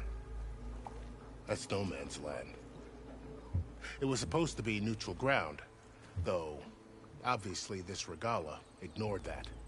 Her rebels approached from the north. With all those machines they were riding, they must have made camp up that way. The rebels were riding bristlebacks. And there were bristlebacks in the Daunt. Are you saying the rebels let them into the Daunt? How would that even be possible? I don't know. But it's worth looking into. While you're at it, there were a number of Karja and Oseram who went out there before the gates were shut for the embassy. Maybe you could check in on them. See if they're all right. I can keep an eye out. Is there a tall neck somewhere nearby? A tall neck? There's that one, over there, near the Utaru border. But why? It's hard to explain. It'll help me get the lay of the land. If you say so. Is there anything else I can tell you before you go? Oh yeah, for Breath of the Wild. It does suck at the beginning. Oh shit, hold on, let me mute myself so I can go get this phone charger. This older phone that I'm using for chat, because it is at 4% battery, and it was at 100. Holy shit, that's hot. Yeah, I'll be right back.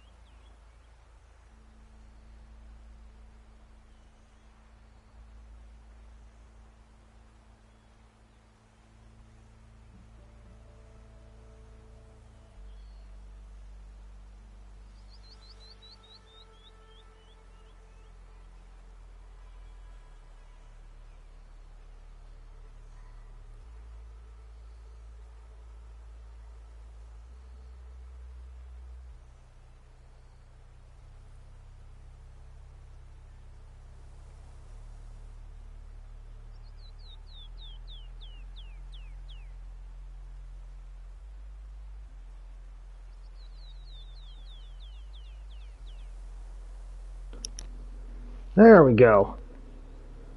Come on, scooch over in the couch, fat ass. Just stop talking to myself, don't worry.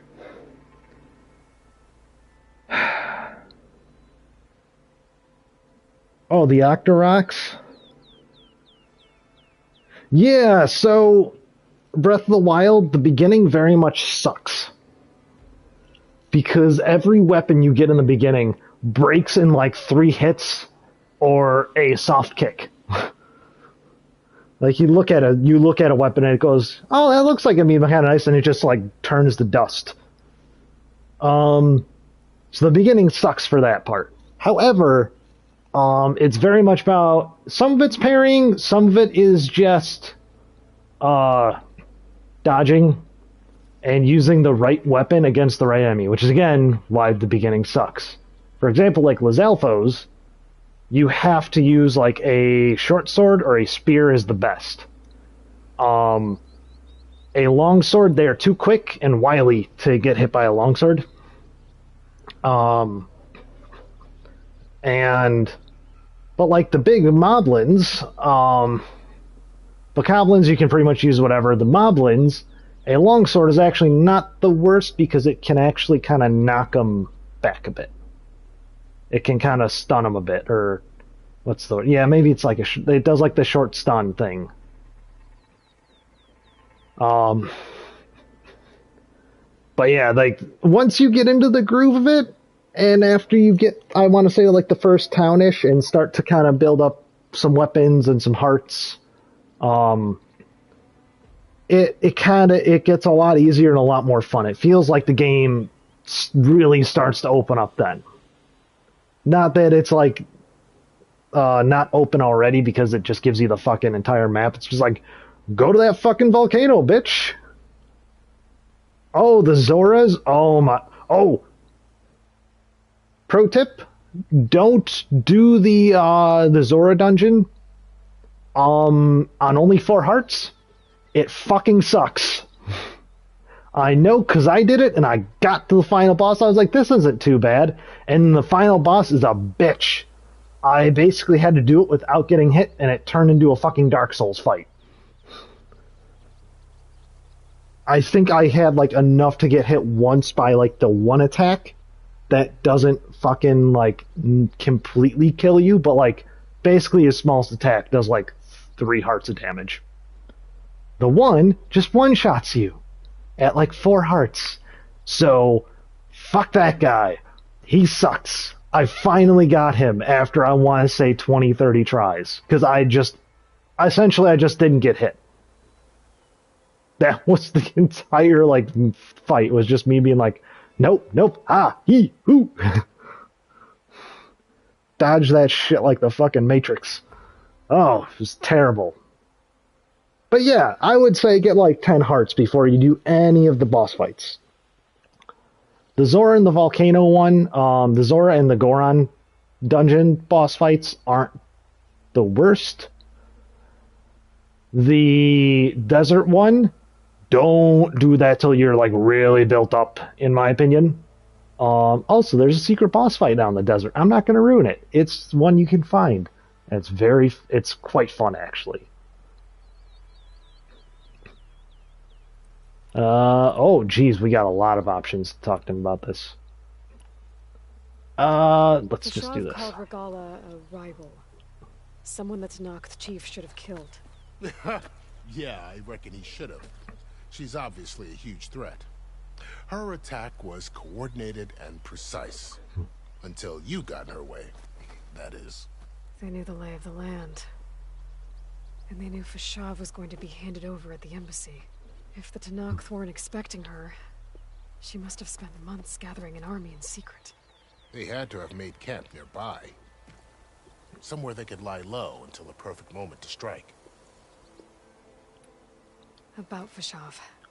The man was taken captive by the Tanakh. Survived for years out in the west, only to die just short of the Sundom. It's a cruel end for a good soldier.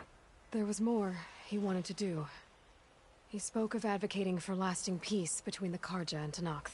Too late for that now. What will happen to him? His body will be carried back to Meridian. As a cousin of the Sun King, he will be accorded official rights and buried with honor. No soldier could ask for more. It's too bad about Nazar and Wadis.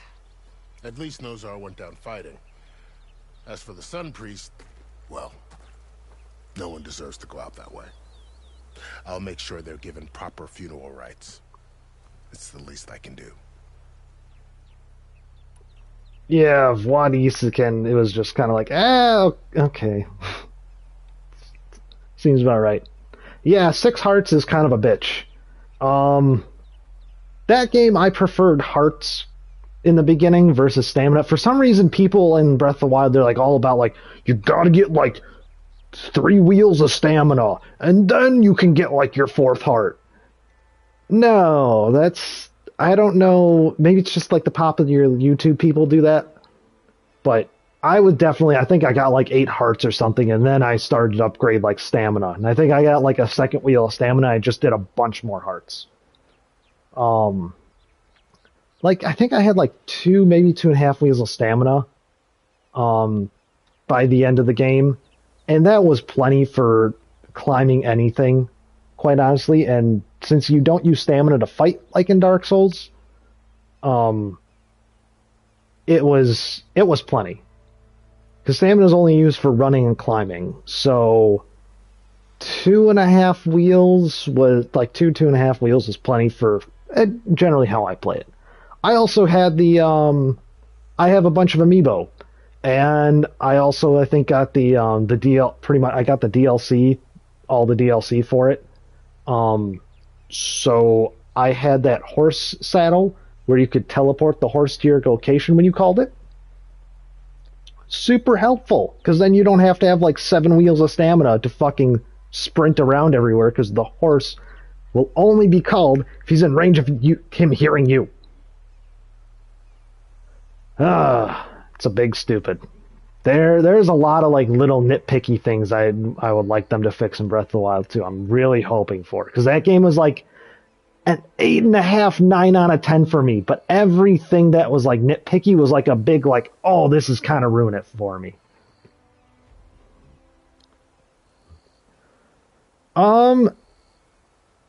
So it's somewhat. The one DLC, so like I think the one DLC was actually, getting the teleporting horse saddle. Super helpful. The other DLC I found helpful, I think, was the Master Trials, is what it was called. So eventually, you will get a sword that takes a bit longer to break, but it comes back. So you always have a sword on. So and it takes like, I think, like 30 or 60 seconds to recover. And the DLC, the Master Trials, as you go through, like, I think, like, each trial's, like, 10 or 20 levels or something like that. They're just, like, little puzzle challenge / like, fighting challenges. As you go through beat those challenges, I think there's, like, 3 or 4 of them. Each one will level up, so that way it takes more hits to break it. and it also takes less time to recover. I literally, like, as soon as I was able to do those challenges, I just grinded through them. It was the biggest pain in the ass, and I hated it. Because some of them are just a little silly. It's like you have to be, like, perfect. And it kind of sucks. Yeah, like, I like the amiibo themselves, actually. That's why I got them. Like, I actually got the Link amiibo from, what do you call it? From Super Smash Brothers. I also have the, I got the, for the Wii U, I got the, Twilight Princess remake, and that came with the amiibo, with the Wolf Link amiibo. I have the Sheik amiibo as well. I think that's all the amiibo for, like, Zelda amiibo I have. But yeah, the amiibo can be kind of helpful because they'll just give you, like, chest drops, and you can, I think, use each amiibo once a day, pretty much. Oh, that's a fun amiibo set, the Mario and Peach wedding one. But yeah, each of those chests gives you not only give you, like, rare ingredients, but they can also give you weapons and shields and all the stuff that you're like, oh shit, I need this. Yes, I looked at it as the amiibos I got more as, like, showpieces than actually to use on a game. To be able to use them in a game was like oh, that's kind of cool. $50 for one, I paid $10. The fuck? No. When you get them, when you got the amiibos from Nintendo at MSRP, again, granted, I got these amiibo when they came out, pretty much. But yeah, at MSRP, they're like $10-12. Oh shit. One amiibo I did grab that I'm kind of proud I grabbed, and I actually got 3 of them because I got 4 of them because my mom, sister, and brother wanted them. The day they came out, I went to GameStop and I bought the Yoshi's Woolly World Yarn Yoshi amiibos. They were great. Oh, the Robot Octopus, the Guardians. Yeah, that's what they're called, the Guardians. Now I know what you're talking about. I thought you were talking about Octoroks for a second. I was like, the fuck are you talking about, like, Robot Octoroks? Yeah, no, amiibos are like... If they were like $50 for a fucking amiibo, I would just be like, ha! And I would fucking throw my head back. Again, I got them mainly for showpieces, though. So, the fact that I could use them in game was just kind of a nice to have. But honestly, actually, any amiibo will give you stuff in that game. Like, I think the Donkey Kong amiibo gives you, like, bananas. And, like, if you just use, like, a Mario amiibo or, like, a Yoshi amiibo or something like that, it'll give you at least, like, some good loot. Yeah. Do you think the Karja will take action against Regala? Seems like you'd have common ground with the Tanakh. An expedition of the Karja army into the west could be taken as the start of another invasion. Sun King Avad won't risk it. That said, we can't allow ourselves to be caught unaware by an attack like that again.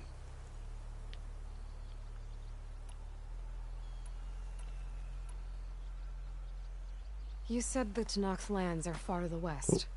What can I expect to find between here and there? Well, as I mentioned, you've got a stretch of wilderness known as No Man's Land, and then New Taru farmlands. Past that are the Tanakh. Their territory is split into 3 clans: Desert, Lowland, and Sky. Right. I saw their banners at the embassy. The Desert clan is closest. Ooh, vicious lot. Where everyone else sees an inhospitable wasteland, they see a challenge to dominate. Somewhere beyond the desert is the tribe's capital and the territories of the other 2 clans. You don't sound certain. I've only heard the stories. During the Red Raids, the Karja army tried to push into Tanakh territory, but the united clans rose up against them, forced them all the way back to the Daunt.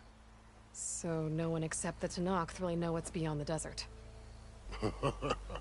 Maybe the scholars do, back in Meridian.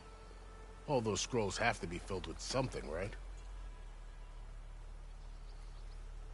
Amiibo NFC cards, I think some of them are actually like from Nintendo too, because they're able to print those out easier than they are able to make like actual Amiibos. But yeah, each card is programmed to just like Duran is saying, it just acts like the Amiibo they're supposed to represent, but instead of a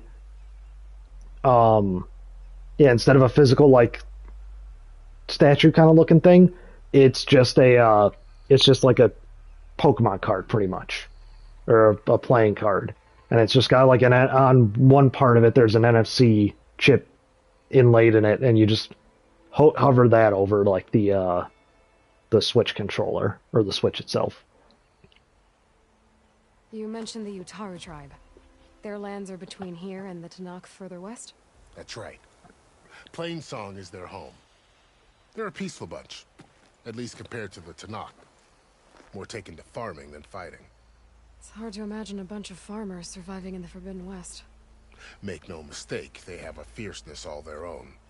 When the Karja were pushed back during the Red Raids, their warriors chased ours through the burning fields of Plainsong. The Sun King has made several overtures of peace to them as well, but so far, they've declined. If they're so peaceful, why decline? Don't know. I heard they have their own troubles to deal with. Something about a food shortage.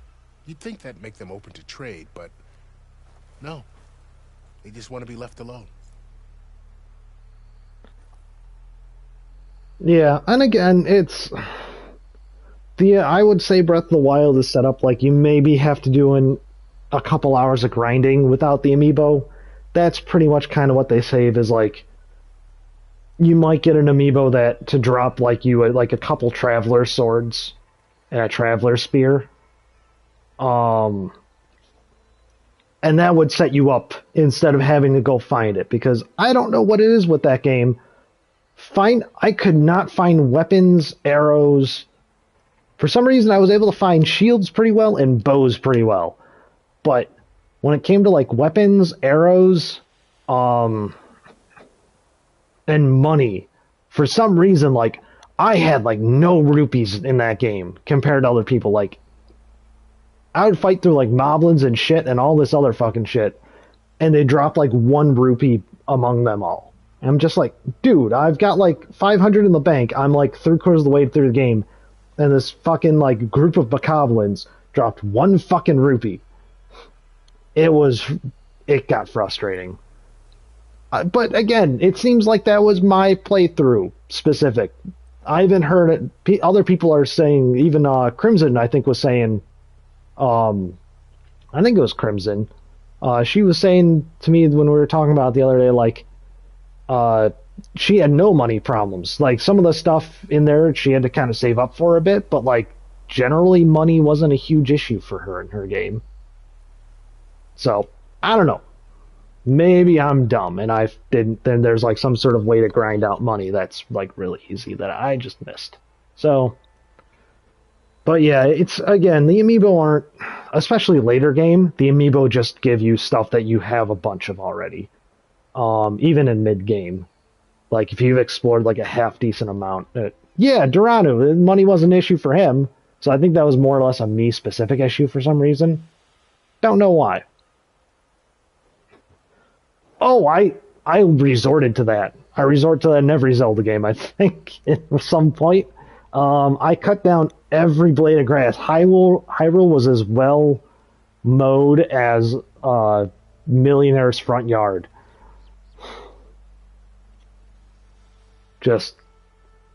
But, yep. I think I tried grinding like rupees for like an hour or two the one day, and I ended up with like 50. It's like, that was fighting like a couple bokoblin camps and groups and like Lizalfos, and in between I was just running around just like spinning the sword in all the grass and breaking all the boxes, and it was just like, got a lot of food, no rupees. Yeah, I think did Tingle ever get an amiibo? That sounds like a Tingle amiibo kind of thing. This area is no man's land. That it is. The Tanakh used to attack anyone past Barren Light on sight, but after Avad overthrew the Mad Sun King, he reached out to the other tribes to offer reconciliation. The Tanakh agreed to a neutral border zone as part of the peace talks. Karja and Asuram have been striking out into the area ever since. But now, it seems like Regala and her rebel army have moved in. Well, I'd never call no man's land safe, even in the best of times. The ancient ruins of the Southwest are a testament to that. Remnants of some forgotten war.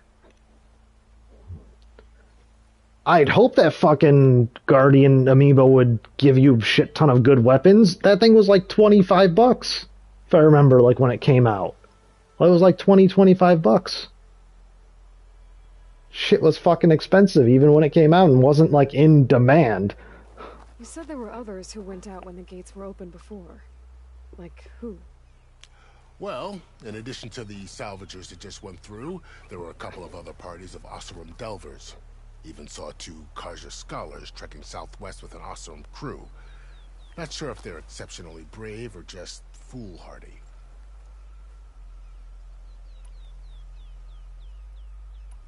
Well, time to go. I need to be on my way. Then I wish you luck. The gates will always be open to you should you wish to return.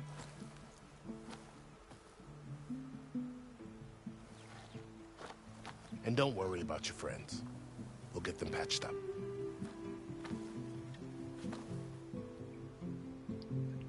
I appreciate it. Over you, Aloy. I hope you find what you're looking for. I do too, Betty.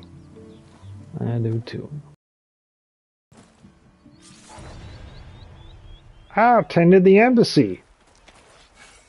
I killed some big fucking pigs.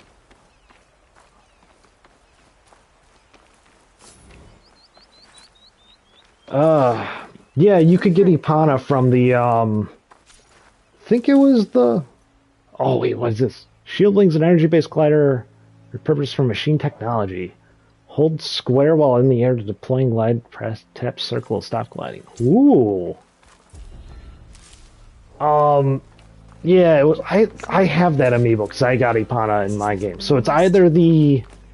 A whole new frontier to explore. The coordinates from the spires should lead to Silence in Hades.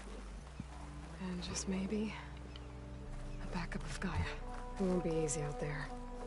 The blight, the storms, Regala's machine riders. But I'll have to push through it all. Find a way to fix the world. It's either... Oh. Aloy's still talking. Okay, there, she shut up. It's either the... Ambush, Regala. Had a lot of machines under her command. There's only one other person who has that kind of knowledge. Silence. But what's his angle? Why help to knock the rebels? It's either the... She keeps talking while I'm trying to talk. The Super Smash Bros. Link amiibo, or the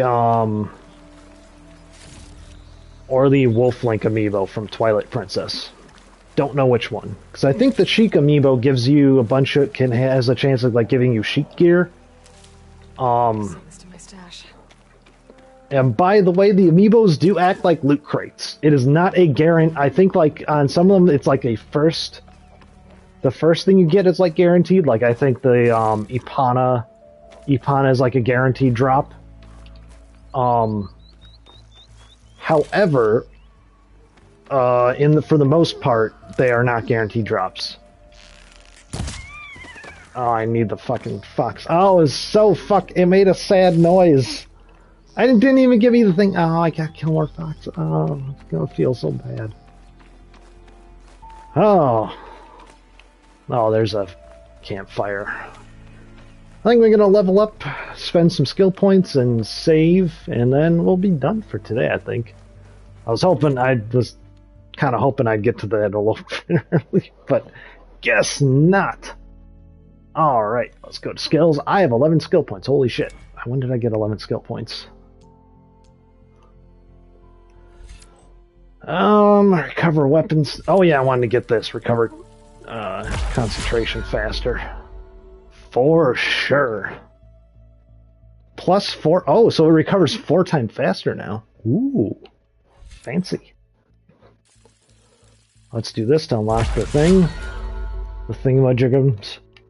And what is this? Power shot. Deal more damage with bows, bolt blasters, rope casters, and spike throwers. And what does this do?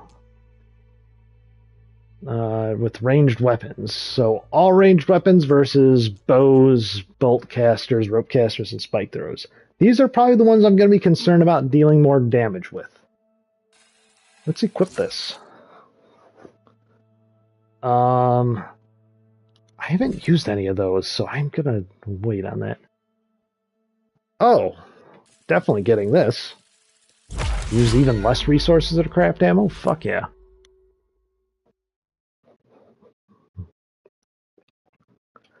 Oh! I want it. I want it. Build up valor faster, weapon stamina.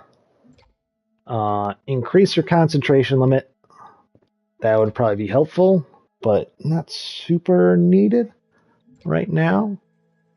Oh, an ammo X, the final ammo expert. And then this is that. And this is... Oh, that would be helpful.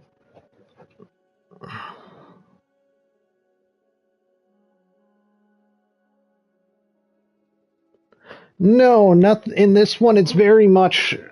That is actually one of the things I kind of liked about Breath of the Wild. To me, it actually kind of... Between, like, it was like a good cross... It seemed like a good cross between, like, real logic and video game logic. Granted...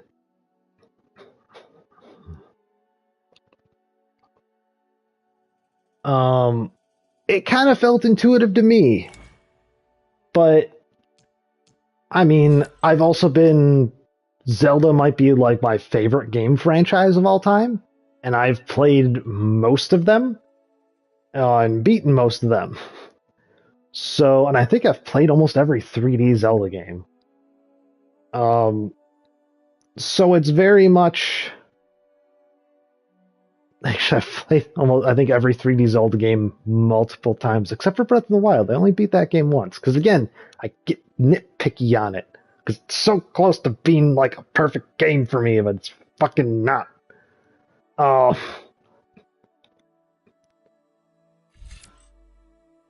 Ooh, yes. More berry heals, please. Don't need that probably. That's not super important, and that's not super important.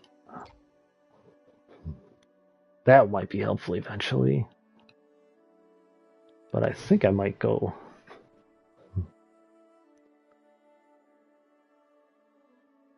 Yeah, like, I played Ocarina of Time, oh jeez. I might have been that game over 5 or 10 times even. Yeah, okay, were you one of the other 3 people in the world that actually got Skyward Sword to fucking, like, follow your motion controls pretty accurately? Because I did, and I thought the motion controls were, like, working well and they're fantastic. I'm like, and then I look online, like, a couple of years later, and I'm just like, oh, no one else could get them to work. The shit, am I magic? Because I don't know what it was. Those motion controls, I think I had a couple times where it didn't, like, work. No, it came with Motion Plus. And so you used it no matter what. You got it with the game. And I think it required you to actually have that plugged into your Wii Wiimote to get it to work as well. So everyone had it, but yeah. Yeah, I mean, I have to reset it like every hour or after like a boss fight when I'm just like flailing wildly going, ah! I'd have to fucking reset it. But besides that, like, it worked pretty dang well. Especially for something that is, what's the word? Open loop. It just has one source of trying to know its, direction.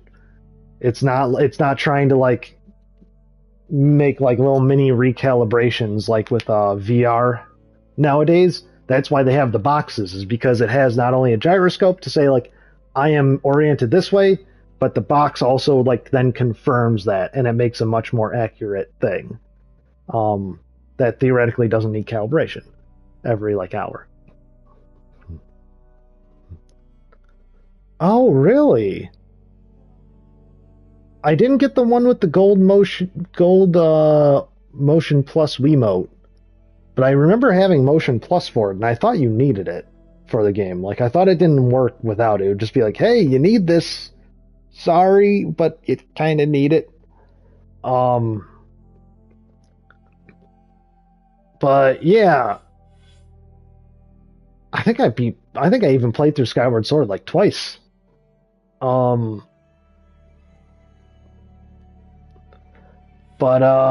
Yeah, it's, again, Breath of the Wild is such, like, it's a very good game, but boy do I have the shit to nitpick out of it. Oh, I got Resort. Weapon technique. It generates over time. Tap or hold R1 while aiming to use your selected weapon technique. So... Oh, my weapon technique was for, like, the ammo with clips in it, not just like this. That makes 4, so I need to wait on that. There we go. So we'll just resave it.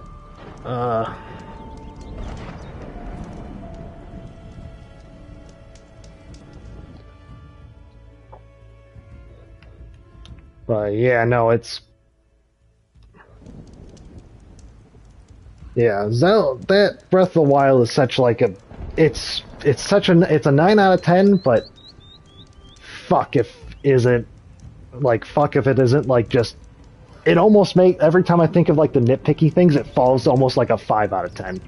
It's really weird in my brain of just like, it's so good, but fuck, some of those parts of that game just suck ass. The beginning of that game, like once you leave between Tutorial Island and like mid-game when you have like 6 or 8 hearts and can actually travel around without, fear of death at every turn, that part sucks. Until you get to that point, like, the fucking game just is awful. Because, like, it feels like you get 2 bokoblins to fight you at once, and you're just, like, screwed. You feel like you have to put in, like, a lot of effort. And you're just like, but they're just fucking bokoblins. Like, this should be, like, nothing. And, yeah, then you get to, like, the mid-game, and that's super fun. And then you get to the late game, in which case you're kind of like...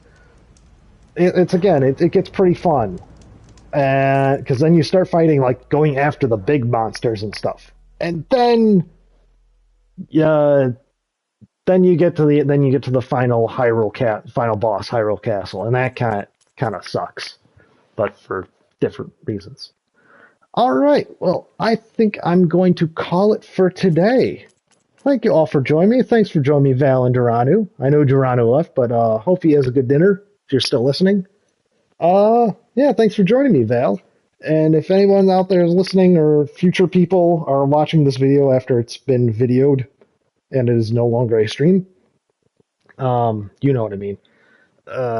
Thank you for watching, doing the things, listening, doing whatever you do. Yeah! I might have to fucking... I'm trying to think. I might have to, after this weekend, maybe I'll start having, like, a different game on the weekends or something. Maybe I'll have, like, Zelda weekends or something like that, or, like, Zelda Mondays. Something kind of stupid like that, or, like, funny kind of like that. Just so I can kind of... Usually I have, like, a game or two I play at a time anyway. Because it's generally what I do. If I'm not like reading a book or trying to watch a movie, I'm generally just playing I'm playing like a video game or two. So thank you all for watching, listening, yeah. Hear me ramble about fucking Breath of the Wild and Amiibo. And my probably very shit and unrealistic opinions on Breath of the Wild and Amiibo. But yeah, it's been fun. So I will see you guys next time. See ya. Oh yeah, I gotta do the menu to say stop broadcast. Do do do do do do do.